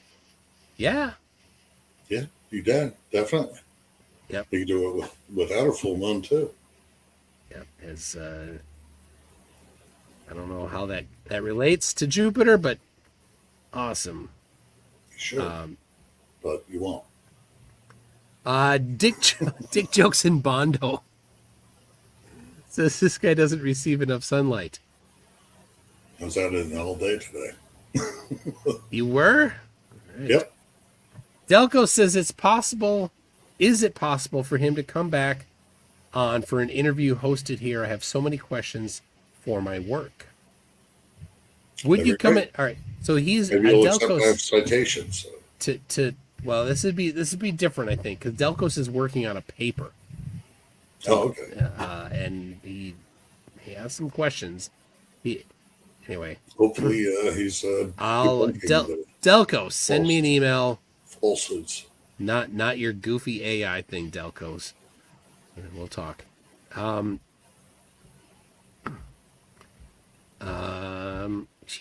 All right. Fa of the QTube family says flirs aren't that bright, yet we can see them. We can. They don't emit their own light. I got some pretty good albedo. The family show. Melodic Lyrics says, here's your minimum wage payment for working the idiot mind struggle tonight. Nice. Oh, it's been Just a whole bunch of yes men. it's been hot. Yesterday was crazy hot, and tomorrow's supposed to be again. But I think we're going to go and spend the day underground. I hope so. This summer sucked. Terrible. Syndicate J says Iggy is almost bad enough at math that he could accidentally get a flurf to pass a class on math if he taught one. Probably, yeah. Got a whole bunch of little cheats. You got a bunch of little cheats. Yeah, like tips and stuff. Just move the decimal point. Yeah, no kidding. Man. Just move the decimal point. Yeah. Don't. Public service announcement. Don't just move the decimal point. That won't work. CV McCullers says. That, but still. CV McCullers says I'm sarcastic by nature, so remember that. Jiffy Cone says this guy has some Marissa mannerisms. I smell. Seriously, I think you and Marissa could really have some drama. All right. Just what I want. Siggy says, I'm drunk, high, and late, but then a wizard is never late. Hail Sagan. The original liar. Tell you, chapter 10, The Dragon in the Garage. Oh, that's right, yeah. So good. So good. And as pointless and as non-existent as the rest of this shit. All right, Jiffy Cones comes back and says, yes, those were two unrelated sentences. Bill McGuire says Dion would have been smarter. Well, we know Dion. Dion's last name, Smo, what it rhymes with. What does Smo rhyme with? A number of things. Yeah? Can you think of a famous poet whose last name rhymes with Smo? It's not I.P. Daly. Quoth the Raven. Charles Snow. Edgar Allan Poe. That one. That's Think he's a Poe? Dion? Yep. Oh, yeah. All right. I don't know him at all, so.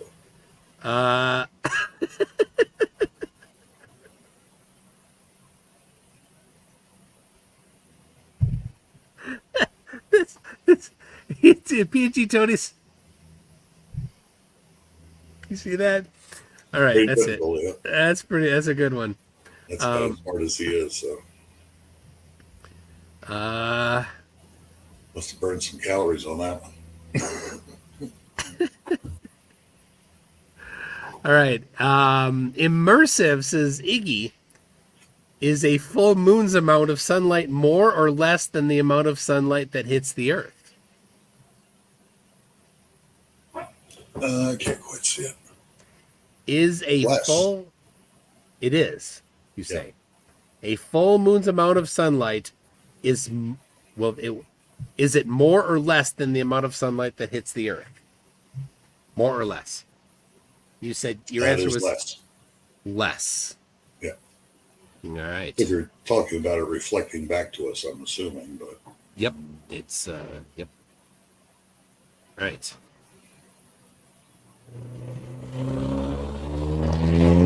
And you hear that? You hear those cars?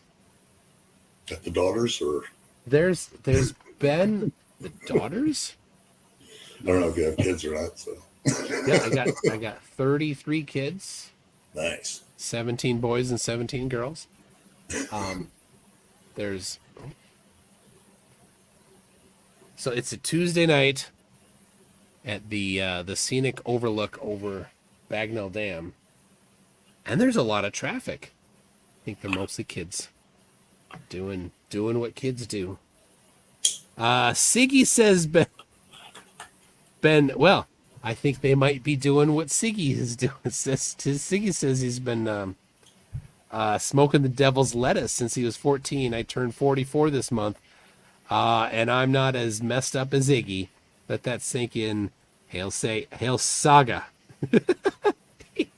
he didn't quite. He didn't quite get it. He didn't quite spell that right. And then King Cruz says, "Everyone give a googe thank you to Siggy." A googe thank you.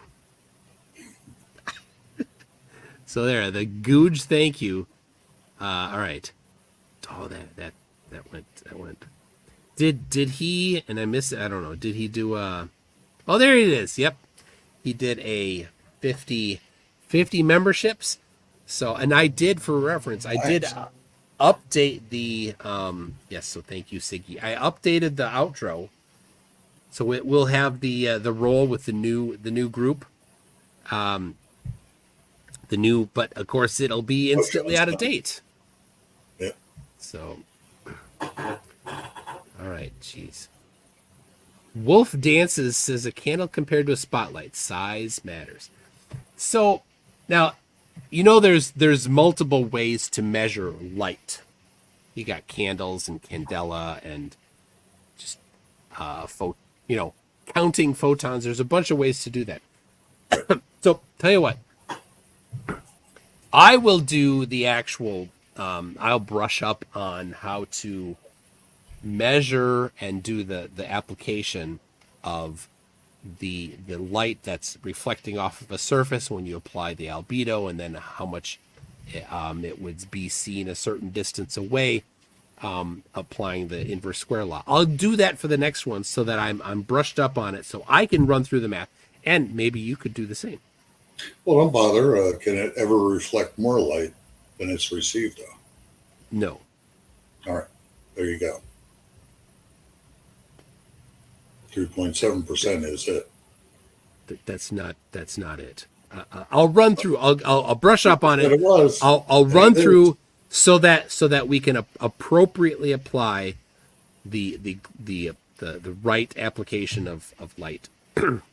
Siggy says he failed at math and physics in high school. FFS. He failed at math and physics in high school. How do you know that? Well, You can unseal those documents. You spoke poorly of your how well you did in physics. Yeah, and how well you did in physics. Yeah, education sucks. Elementary, I can agree with, but that's it. Yep. Yeah. Self-education, absolutely. But Lumens is the other one. Well, self-education is not working out too well for you, but whatever. Melodic Lyrics says, beat the crap out of you tonight. So. Oh dear, it's cute you think that. 342 watts times m to the power of -2 of sunlight hits the Earth times 1/5.2 AU is about 12.6 watts. Okay, over per square meter. So that's what it is. 342 watts per square meter of sunlight hits the Earth. 1/5.2 AU is about 12.6 watts. I don't know if did you apply the inverse square law to that, because you didn't write inverse square. It's 3.7. So hold on. Yeah, the uneducated.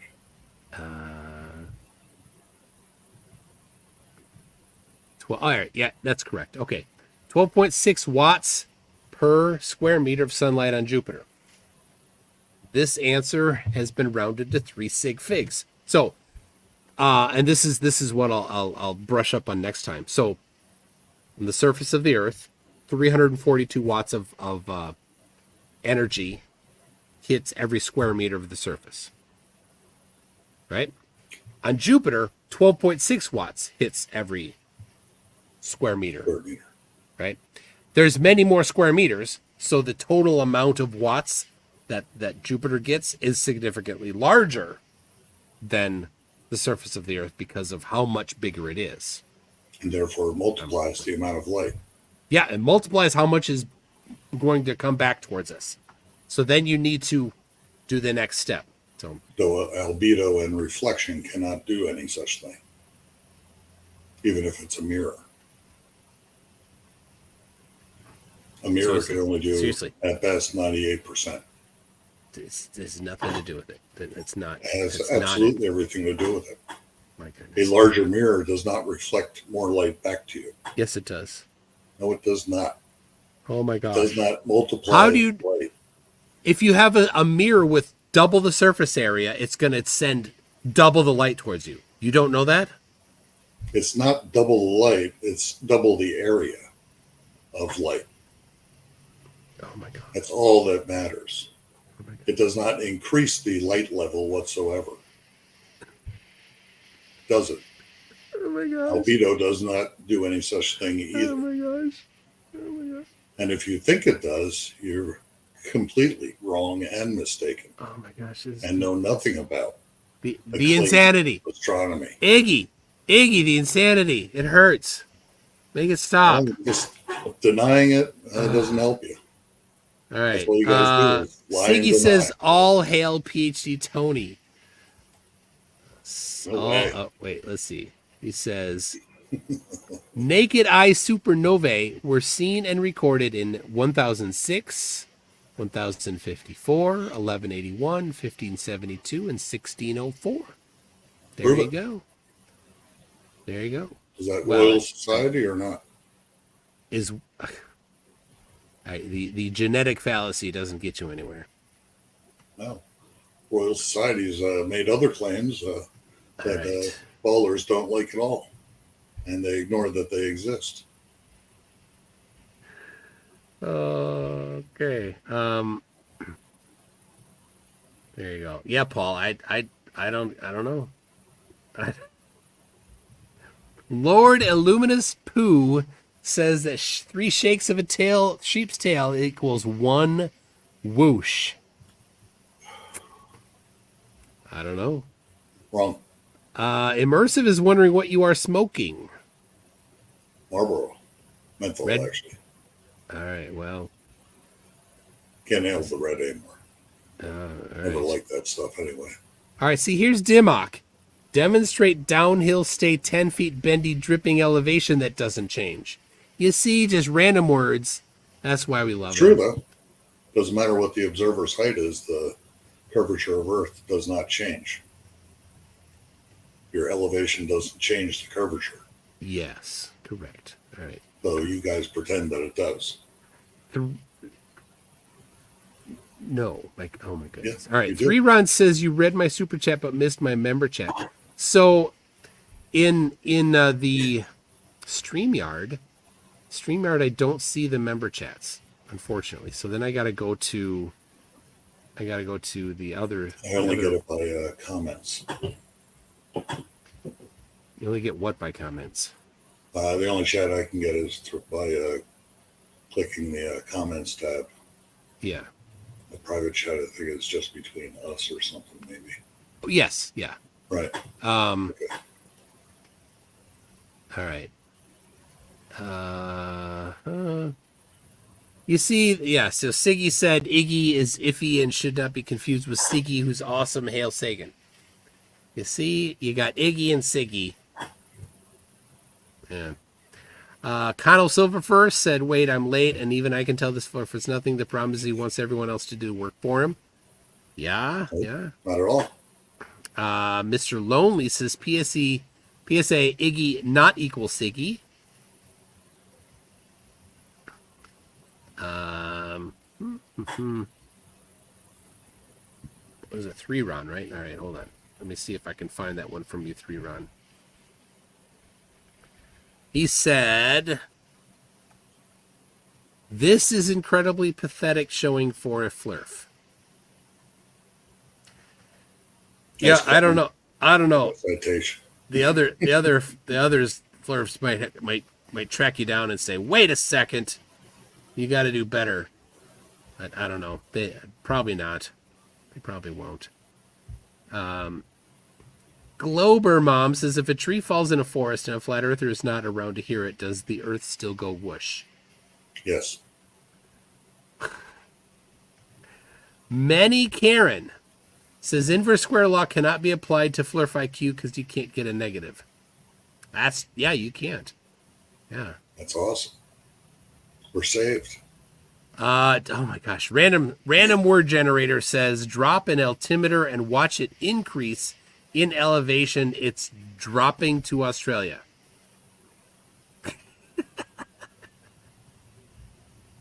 It makes no sense. It just makes no sense. It's tough, Denmark. How does Dimmock remember to breathe? Like, you think that somebody's got to be next to him saying, breathe, breathe, breathe. Crashes says, explain how a digital sundial works on flat Earth. With batteries. No, there's no batteries. It's just a 3D printed. Have you seen the digital sundials? I have not. Crashes has a 3D printer. So a 3D printed digital sundial. It's kind of a cylinder. And as the angle of the sun moves, it goes through different portions of it, and there's different parts of it that are blocking the light, and so the shadow that it casts on the ground has an actual like digital display of what time it is. Right. And it's the angle of the sun moving at 15 degrees per hour, which could never happen on flat Earth, because on flat Earth it would be a sine cosine relationship as it did an ellipse around the sky. But since it's a consistent 15 degrees per hour, it works for digital sundial. Sky can do that too. How? We don't know. Your that I agree with. You don't know. Nobody, no flat earther can explain. Your model has much more magic than flat Earth does. Nothing but magic. Even Big Bang Theory and all that. It was a good TV show until Penny cut her hair. That's when I stopped watching. Yeah, I would agree. She covered that thing up. Chris Fun says, Iggy, do you know about the Temple of Tune with Neil deGrasse Tyson as head high priest? I know that part, yeah. He's a liar extraordinaire as well. I don't know why you got to do that. Eric Burns says, it isn't just NASA saying these things. Very correct, Eric Burns. It goes centuries before NASA. Yep, it's everybody who's in on the gig. C.V. McCullers says he's why Brian Cox doesn't do this. Yeah, he wouldn't have any chance at all. He'd be laughing. David Wellman says to Ape Reagan, the trouble with our flirt friend is not that he's ignorant, it's just that he knows so much that isn't so. Wrong. And you proved it there. Thank you for that. You ignored the blatant. Is your problem. Ableist says, I was camping in pitch black northern British Columbia on a moonless night, and Jupiter's light was casting shadows. It was brilliant. Wrong. This guy is not. Oh, so you're just saying that he's just lying. Yeah, Jupiter can never cast shadows anywhere on Earth. Nothing else can. Sounds to me like how only the Marissa would talk. Chance. Marissa talked like that too. Only the moon. Randomly Epic says, will we be able to see Iggy's full list? Well, yeah, I let's see. Yep. I put it on. I can add more if you want. Well, we're still trying to stay away from certain ones that you, we're still working on. Well, I mean, like you have to shrink it a little though. Yeah, let's see here. Can I tell you what? I'll put it. Can I put it? There it is. Put a full screen. It's a screenshot of the email. So there it is. All right, people. There it is. There's the full list. I'll put it. You can screenshot it. I'll get this super chat off the screen too. So, there you go. Screenshot. You get. Oh, there you go. 1 through 13, all on the screen at the same time. Nice. So screenshot that. You can read it later. And we made it up to 4. But I think next time we should start with 4 and actually apply the math. I'd rather not. I'm not going to get into any math. I'm not good at math, and I believe you. Everything you tell me I do with math anyway is wrong. So that's correct. The gravity calculators online are wrong. Well, you misapplied it. Yeah. And of course, Bislin's is not wrong, though. It is. Does Bislin have a gravity calculator? No, not gravity, but he has a so-called curvature calculator. Yes, yeah, that one is a correct application of the globe model.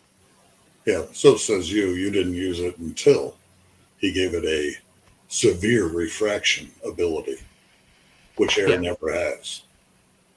Which air doesn't refract? It never has a severe refraction. Well, that'd be wrong. No, it wouldn't be. The severe of air is almost vacuum as well as non-severe. Yes. He gets rid of all the zeros in the refraction index of air. He's using dip correction only. He doesn't use the index of air's refraction whatsoever. Look, it's an application of math. You already said you can't do math. So you, I can do enough math. No, you can't. No, that real refraction is only 1 foot every 60 miles. You can look that up. Where? It's just pulling stuff out of I where. can show you his math compared to my Oh math my if you want. gosh! All right, randomly epic says. All right, I already covered that. But liquids and solids refraction is what you guys deal in. That's why he All didn't right. do Chicago until he gave that ability to do liquids and solids. Delco says sent the email, and we can measure the speed of light live if you'd like. I'd love to see what he thinks is happening with that. That's Delcos who wants to interview Oh, you yeah. for that thing he's doing there. Email goes at the speed of light, No, like radio does now too, right? it's not quite. Well, I mean, radio, yes, radio is photons, which travel. But of course, we have a 10 or 14-second delay to the space station. Yes. Sometimes. Yeah, not But that that's much. speed of light. No. Speed of light, so close to speed of light. No, that's because it's going through multiple bounces. Oh, sure. 14 seconds worth, and then they disappear early on into any conversation, just like they did for Nixon with the first moon landing. What the hell are you Disappeared. Any What do you time delay disappears with NASA. The time delay didn't disappear with that. They always disappear. No, they don't. Ever since Nixon. Oh my gosh. I can give you a demonstration of that. Immersive says Tune. Do you have to bootleg your large tabs when in Minnesota? Yeah. I just have I don't have. They're not large, but yeah, Minnesota. I get it.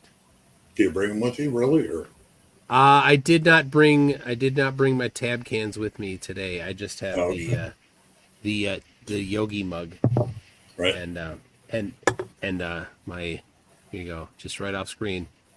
There, this is look at that. You can see a little. This isn't tab. It's actually just Zevia. I thought it was Starbucks. Starbucks. Just by the colors. Look. I live in Minnesota. It's Caribou Coffee. Oh yeah, that's pretty good. I didn't like it too much, but Daryl Frost, and I don't know offhand. Daryl Frost says 1,000 watts in sunlight on Earth. Melodic is wrong. Earth is about 1,000 watts per square meter in direct sunlight. Well, nice. I will definitely before next time I'll have that ready to go. I'll look it up. Thank you, Daryl. Daryl and melodic lyrics. Maybe you're both right. Maybe you're both wrong. You can't both be right. Either one is right, or the other's right, or you're both wrong. So, Kiwi Bob says, Iggy, you've been incredibly entertaining. Thank you for making me laugh. And then Dick Jokes and Bondo says, move the decimal, carry the 2, Earth is flat. That's not what I said. All right. Eric Burns, who is an astronomer, says the supernova of 1054 created the Crab Nebula. Oh, we witnessed that. Wow, that's amazing. No, we didn't. Well, you and I didn't, but people were there. Sure they were, yeah. So the story goes, but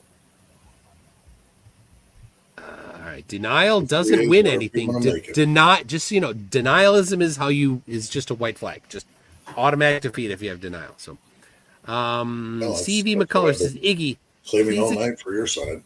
Please explain the dark side of the moon. You mean when Orion was up there? When the moon that it was on the side of was dark, but Earth was fully lit? You know, the impossibility of that. When the camera side of the spacecraft is lit. But otherwise, we don't have any proof of a dark side of the moon whatsoever. Other than the lots of photographs from it. No, that's all NASA only. And the people that have been no amateurs have ever taken a picture of anything dark side. But the lack of an amateur taking a photograph of it doesn't actually make the photographs that do exist of it stop existing. Yeah, but you don't know if it's just a disk facing downward. And it may not have a dark side at all. It may be lit on that side as well. Well, it is lit. It's a misnomer to call it the dark side. I mean, same light fully lit? It's the We far don't side know. of the far side. Yeah, we do, No, we because don't. people have been there. No, people have not been there. Nobody has been there. Well, that would be A wrong. claim of a satellite showing a Uh, swimming pool ocean uh, uh, of Apollo Earth off in the 8 distance is completely was the fake first time. claim. Yeah, I mean, people have been there. Nope. So denial doesn't do anything. You actually have to support your claim. Why didn't we land then? We did several times. Not on the dark side that I know of, other than Oh, you claim don't have of. to. No, nobody, If no it's people landed periodically on. dark, then that's one thing. But People did not land on the far side of the moon. No, they when they landed on the near side. right, Yep. Dr. Tapioca Weasel is a new member. That's a fun name. Thank you for that.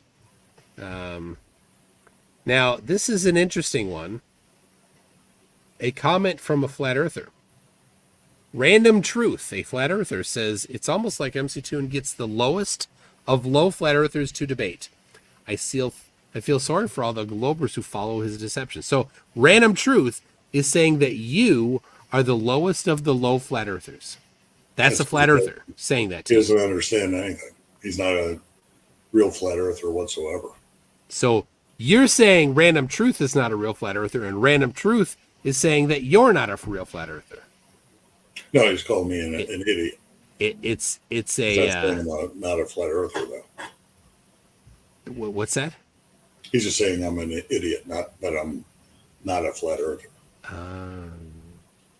Okay, so he But, does agree yeah, that you are a flat earther, he has no measure See, of. and I keep and the and occasionally some flat earther comes along claiming that they know the real flat earthers and that I don't ever have the real flat earthers on. I'm like, every time, like, Random Truth, if you think that you are the real flat earther, mctoon at mctoon.net, and you can come on and you can be the real true flat earther. Yeah, because he'll just deny everything anyway, just like he did tonight. Pollum47 says sent a Discord DM of a comet ripped apart by sun. Oh, that's interesting. Should we pull that up quick? Nice. Let's see. What happened to Comet ISON? So, what is this video here? It's an animated GIF, so it's not a high quality one. What are we sharing here? That's that one.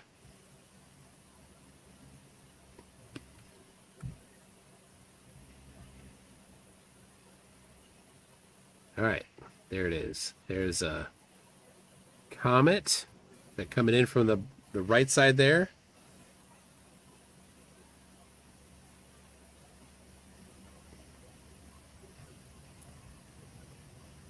And then going, yep, it looks like it came around the sun there. And there it is, going off towards the top. Looks like. There it is. I don't have any context to this, but it does on the top right there, sort of. It looks like it's coming. Looks apart. like it's going extinct, and yet there it is. astronomy doesn't know about it and hasn't listed it.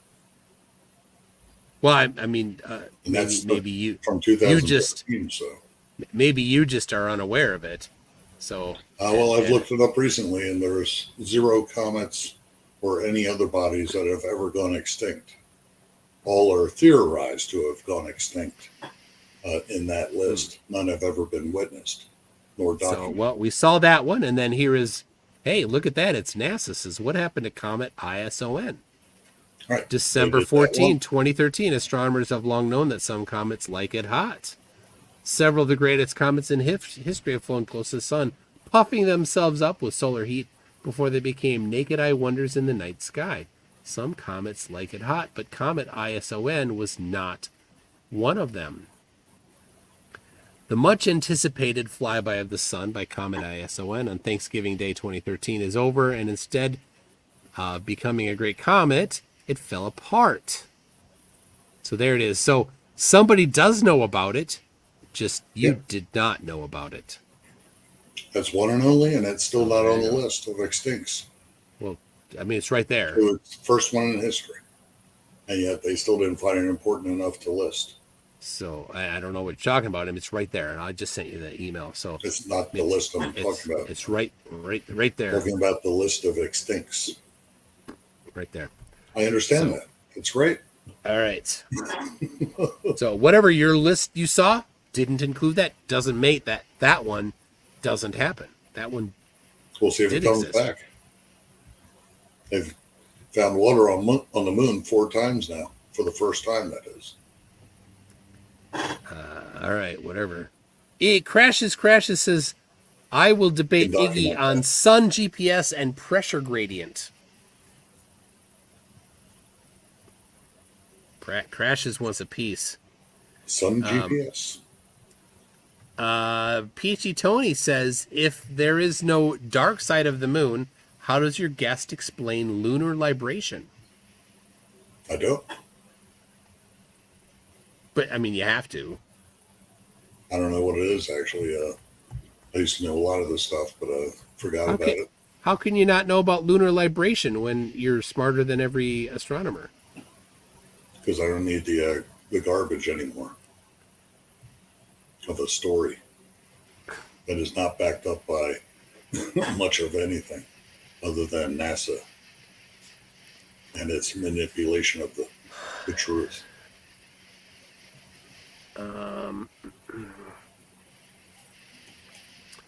Oh, it didn't work out. All right. Well. Anyway, lunar libration is the we see more than 50% of the moon. There's a little bit of a shift side to side that we see. So we see about 58% of the total of the moon. Is that possible for a ball? Yes. Yeah. We don't see 58%. Or just a rounded surface? We don't see 58% at one time. We see 58% because here we go. Turns a little bit. You see, so you can only see half of the front of this, or half of this whole thing. Not at once. Right. But if I do this, you see a little more of it total, right? Yeah, it just means you're looking at a rounded surface, if anything. A spherical. But not a sphere. Yeah, at all. spherical. Yeah. No, So a snow cap, maybe. snow cap. Candy. I don't know what you mean by that, but Snow cap candy is a dome-shaped candy. That is a flat back. okay. That's all you can claim for Earth also. All right, Because you here can't measure radius. I measured it myself 4 times, You can't measure So- radius on a sphere. but I actually did. So You can't. here- It's impossible. Radius and diameter do not exist on a sphere. I totally did. All right, here you go. You're lying. Here is libration. So this is what we see of the moon. We see it gets slightly larger and smaller throughout time. It wobbles a little bit in its perspective, not its perspective, the orientation. Plus, Right. we see the left to right kind of more and less of it. So this is what we see. This is not actual photographs of it. This is I just grabbed the first. Illustration. This is the first one I could get. There are some, but because of cloud cover and stuff like that, you can't get them all. Right. So, but yeah, this is what we see. And you can see that, like, if you look at the right side, there's a spot on the right side. There you go. You just see it, and it's more towards the front, and then Right. it kind of moves back a little bit. So we see more than half of the moon. That's the point. That's libration. So can't explain that for flat Earth. No surprise. That's just it. Being a snow cap at best is all anybody can prove All right. and or duplicate. CV McCullers says, PhD Tony, the only real man in the room, thank you. Because I think Clive Wells is here. He was earlier. He's probably gone to bed. So, all right. Well, wow. Let me look. We've been going for I don't know when you popped in exactly. Yeah, we should call it quits About pretty an soon, I'd hour. say, Yeah. Let's see. All because the right. comments are ridiculous. They are, people. And You're useless. ridiculous. You're ridiculous, people. Just All right. yes men All and right. women. Well, let's look at that. Well, let's email about the list and we'll get the topic maybe in a few weeks. Raper there. Raper hasn't been listening at all. What's that? Who Raper hasn't been listening to any of it. Raber? Just your side. Godez or whatever his name is. So, here we go. Oh, hold on a second. Let's see what Random's got. All right. That was the commercial that went. All right. Random Truth said, I've been looking at it since 2016 as well. It took 2 years of looking into it before it became a 100% pure flurf. However, so technically a flurf since 2018. I was more skeptical. There, he's trying to spread his flurf creds here. Well, I deal in irrefutables mostly. You deal in what? Irrefutables. It's cute that you think that.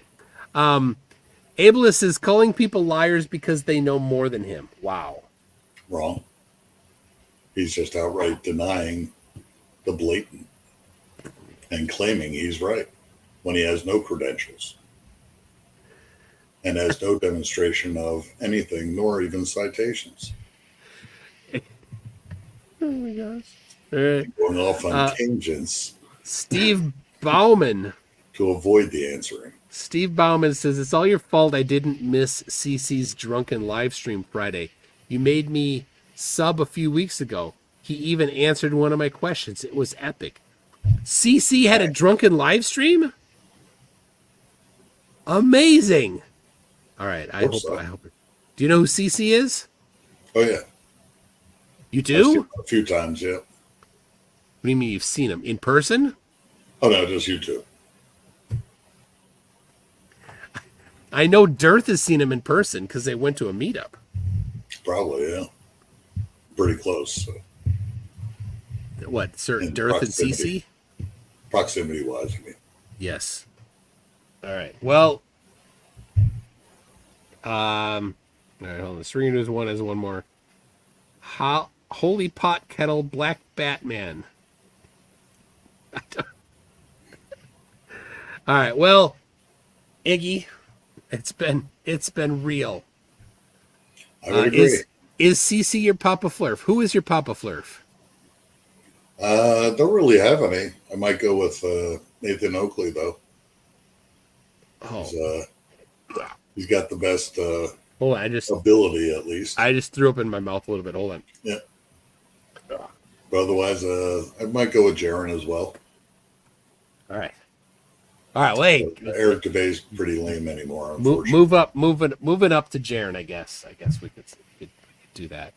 Yeah, and all you did is deny him. You had a great little string with him of agreement, and then disagreement as the final. Even though that wasn't even the big point. He thinks if you compress a diagonal line, it gets curved. I mean, that was so funny. I don't know. Well, you guys want to compress a flat line and claim the curve that's there is legitimate is ridiculous. When all he's done is prove that it's not reliable whatsoever. That a flat line will always curve. Flat lines don't curve. They do when you compress them. No, they don't. That's what the software does. That's what you showed. That's what he showed. No. And yet, we still got a Red's rhetoric who tells us that you can't zoom a ship off the horizon. And then he starts his video doing that. Oh, my gosh. So it's just ridiculous how you guys just completely. Tim Pryor says sunset, flat earth debunked. Name any scientist or any field of science that disagrees with that. Yep. No flat earther has ever never explained sets, pal. sunsets. Sun never sets. But it does. Never. No, it never goes below the horizon ever. It, If it did, it would light the ocean, and it doesn't. what the hell? How can you just blatantly be so goofy? It's How? true. It's not. Go ahead and put a light on any coffee cup. You'll still see through that even. With a bunch of coffee in it, you'll still see the light, even in that case, of a clear gas coffee cup full of coffee. And yet the sun never does that. All right. And we could show the sun dissolving into the atmosphere. Oh my god. And show that it gets smaller if you watch its full travel. No, what you have when you do that is glare. I got that. You got glare. All you have is No, glare. you don't. Nope. So all right. Wrong. Yeah, The when you sunset put a you're solar seeing filter, is only half of its travel, if that. when you see us, gosh, just this. I can show you the sun dissolving into the atmosphere, and even All right, without a solar, of course, without a solar filter. All right, but you put a solar filter on it, you actually see the size of the sun. With the solar filter, everything, if you need it, which you don't in that case. And of course, it's very important that the sun can never be below 10.5 degrees above horizon. That's the most important thing, the application of geometry. But all right, I gotta turn off. How does that work on your ball for a sunset? We predict it down to the minute. So how is that a prediction that ever happens? It's never happened. Here is the sun rising by flat earther Philip A. Rockholt on a P900 with a solar filter. Okay. That's the sun rising there, just coming What's up. altitude? His altitude, he's at a pretty low altitude. He lives in L.A. Yeah, you have to go to higher altitude. This is the middle of this later in the day. You need either a drone or you need to travel up the mountain, and then you can see the sun's full travel. And Lord, it's probing time. Yes. Smaller. All right, so here it is. Here's the sunset with the solar filter. Again, from flat earther Philip A. Rockholt. Yeah. So what's he trying to prove? Well, that you just shot it, and that's it. I suggested to him that he get a solar filter, and he did, and then he blocked me when I'm like, thanks. I don't see any claims in the videos. He's just trying out a solar filter is all. Yeah. All right, here's another one. Here's the sun not shrinking as it sets into Why the would horizon. it shrink in such a small travel? If it were, that's your claim, is that the car doesn't shrink when it drives past you. Yeah, when it's you can go ahead and take a 20-foot section is about the equivalent of what you're looking at. It won't get smaller. Oh my gosh! Noticeably, as things get farther away, they get smaller. You didn't know that? Yeah, and that's what I'm saying. You guys won't even look at the videos that are numerous out there showing you that the sun does shrink. I have some still shots of time lapse from people who were outside the argument entirely. I can provide those next time as well. All right. So here we got the sun setting. It doesn't shrink into a dot. It doesn't dissolve into the atmosphere. It's just right. You're not at the right elevation. The elevation doesn't change any of that. That's silly. You're wrong. You're very wrong. That's ridiculous claim. You haven't looked into it. I certainly have. You have not. Not even close. If you've never seen it dissolve into the atmosphere, you don't know anything about it. You've never seen a green flash even. Look at that. Staying the same size. Yeah, completely impossible on flat Earth. Totally impossible. There it is. This is the sun setting. It's getting obstructed by the horizon instead of just shrinking into a dot. By your perspective. The perspective doesn't cause things to be obstructed partially. Sure. Perspective causes things to get smaller with increasing distance. That's what perspective does. Look at that. Same size from sunrise to sunset. Wrong. I'll show you the time-lapse photography of others. It's what we're looking at right now. This is not Right now. at all looking at the full travel, and stuff that I have is not even full travel. But you can clearly see there is a change in size. So here, 7:44 a.m., I'll give you the links to 8:15, 9:03, 9:35, 10 to 23. I mean, this is the full day. Yeah, for a very short amount of travel. An entire day, sunrise to sunset. The entire day. Length. It's not the length of the sun. It's their little 5 degrees that they look at. That's it. Of the sky. So it's zoomed in on the sun. Why would you not just zoom in on the sun? To 180 degrees. Why? Why is that? They're only looking at like 5 degrees, 10 degrees at the most if they're not increasing their elevation to watch. It's about entire travel. It's actually about half a degree. Not true, but that's fine. Yeah, the sun is about half a degree wide. That's the angular size of the sun. To our perspective, no. Not when you can block it with your thumb at arm's length. That is a tiny point of convergence. Gosh. There's no way that's equivalent to 1,000 miles. Just for reference, your pinky at arm's length is one degree wide about. So the sun at arm's length is about half as wide as your pinky. Test it out. Well, do it to the moon. The moon's about the same size as the sun. Don't do it to your sun because it'll hurt your eyes. All right, let me see if I got. Thus, no parallel rays. Yes, they are parallel. Wrong.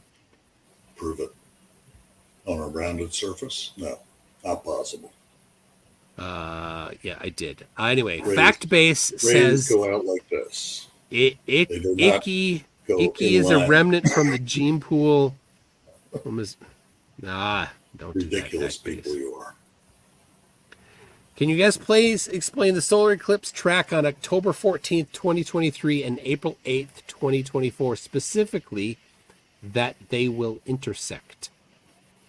I can explain that they do not work on a ball model and never could. Well, how were they predicted then? It's What a Saros process? cycle. Saros cycle is all repetition. But let me be clear here. The Saros cycle is just a table of numbers for when the years and the months of when eclipses will repeat. The Saros cycle does not say where it will be seen, what time it will be seen, so what? How long it will be seen there.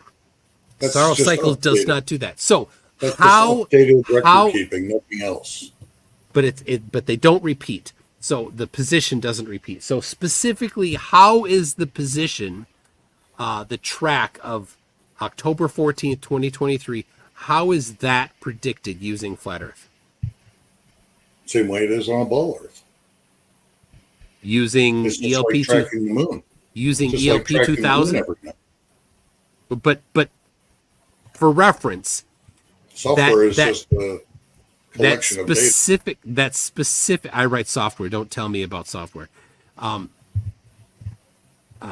it's not software. It's more than that. It's a full three-dimensional model. So VSOP 87 and ELP 2000 together is what produced the actual position prediction for where the sun will be on the Earth for many decades out, specifically October 14th, 2023. I could do that for the sun and moon myself. Just tracking it all week. Yeah, and tell you where it's going to be tomorrow. Can you tell me at what time today? Can you tell me where on October 14th the eclipse will be seen? I could, yes, if I had software that I could log all this data into, but I'm not going to. I know you're not going to, because it's not actually possible using flat Earth. All of these eclipses were done using the globe. Wrong. And the data is freely available. Nope. Yeah. Absolutely. No need for you to lie about it. ELP 2000 is freely available. You can look it up yourself and you can see how it was done. Right. There's no hiding behind this. Anybody can go look it up themselves. Anybody can go to apply it themselves to see if it's correct. And no flat earther has one time ever looked at ELP 2000 predictions to see how it's done. They say, just like you did, they parrot Saros cycles without knowing that Saros cycles don't have anything to do with the geometry. It doesn't predict any location. That's a load of crap. It's nothing but tracking. It's been updated ever since we got computers or people writing it down more frequently. That's all it is updated data. It has nothing to do with equations or calculations whatsoever. Well, it's an interesting claim, which I'm 100% certain you cannot back up with any evidence. But the software has to use math in order to work that out. Yes, it That's applies. The only math that comes into it applies the geometry of VSOP 87. Do you know what VSOP 87 is? No. It's an ephemeris. Do you know what an ephemeris is? No. Okay. Well, how could you not know those things and be smarter than every astronomer? Because I can accept observation. They cannot. It's so ridiculous. So they don't ridiculous. Even measure equinoxes or anything. All right, software. What ISA does ELP 2000 execute on? I don't know. I believe you. And I hope to never know. All right. Well, I'm sure you'll never know. All right. Well, Iggy, it's been good. Thank you very much. I'm going to wrap it here, and I'll email about doing it again sometime. All right. I'll get some citations together, and thanks for the opportunity. All right. We'll see you later. Unfortunately, it went as expected, unfortunately, but we'll try it again, see if things change at all. All right. We'll talk to you later. All right. Bye, everybody. Enjoy.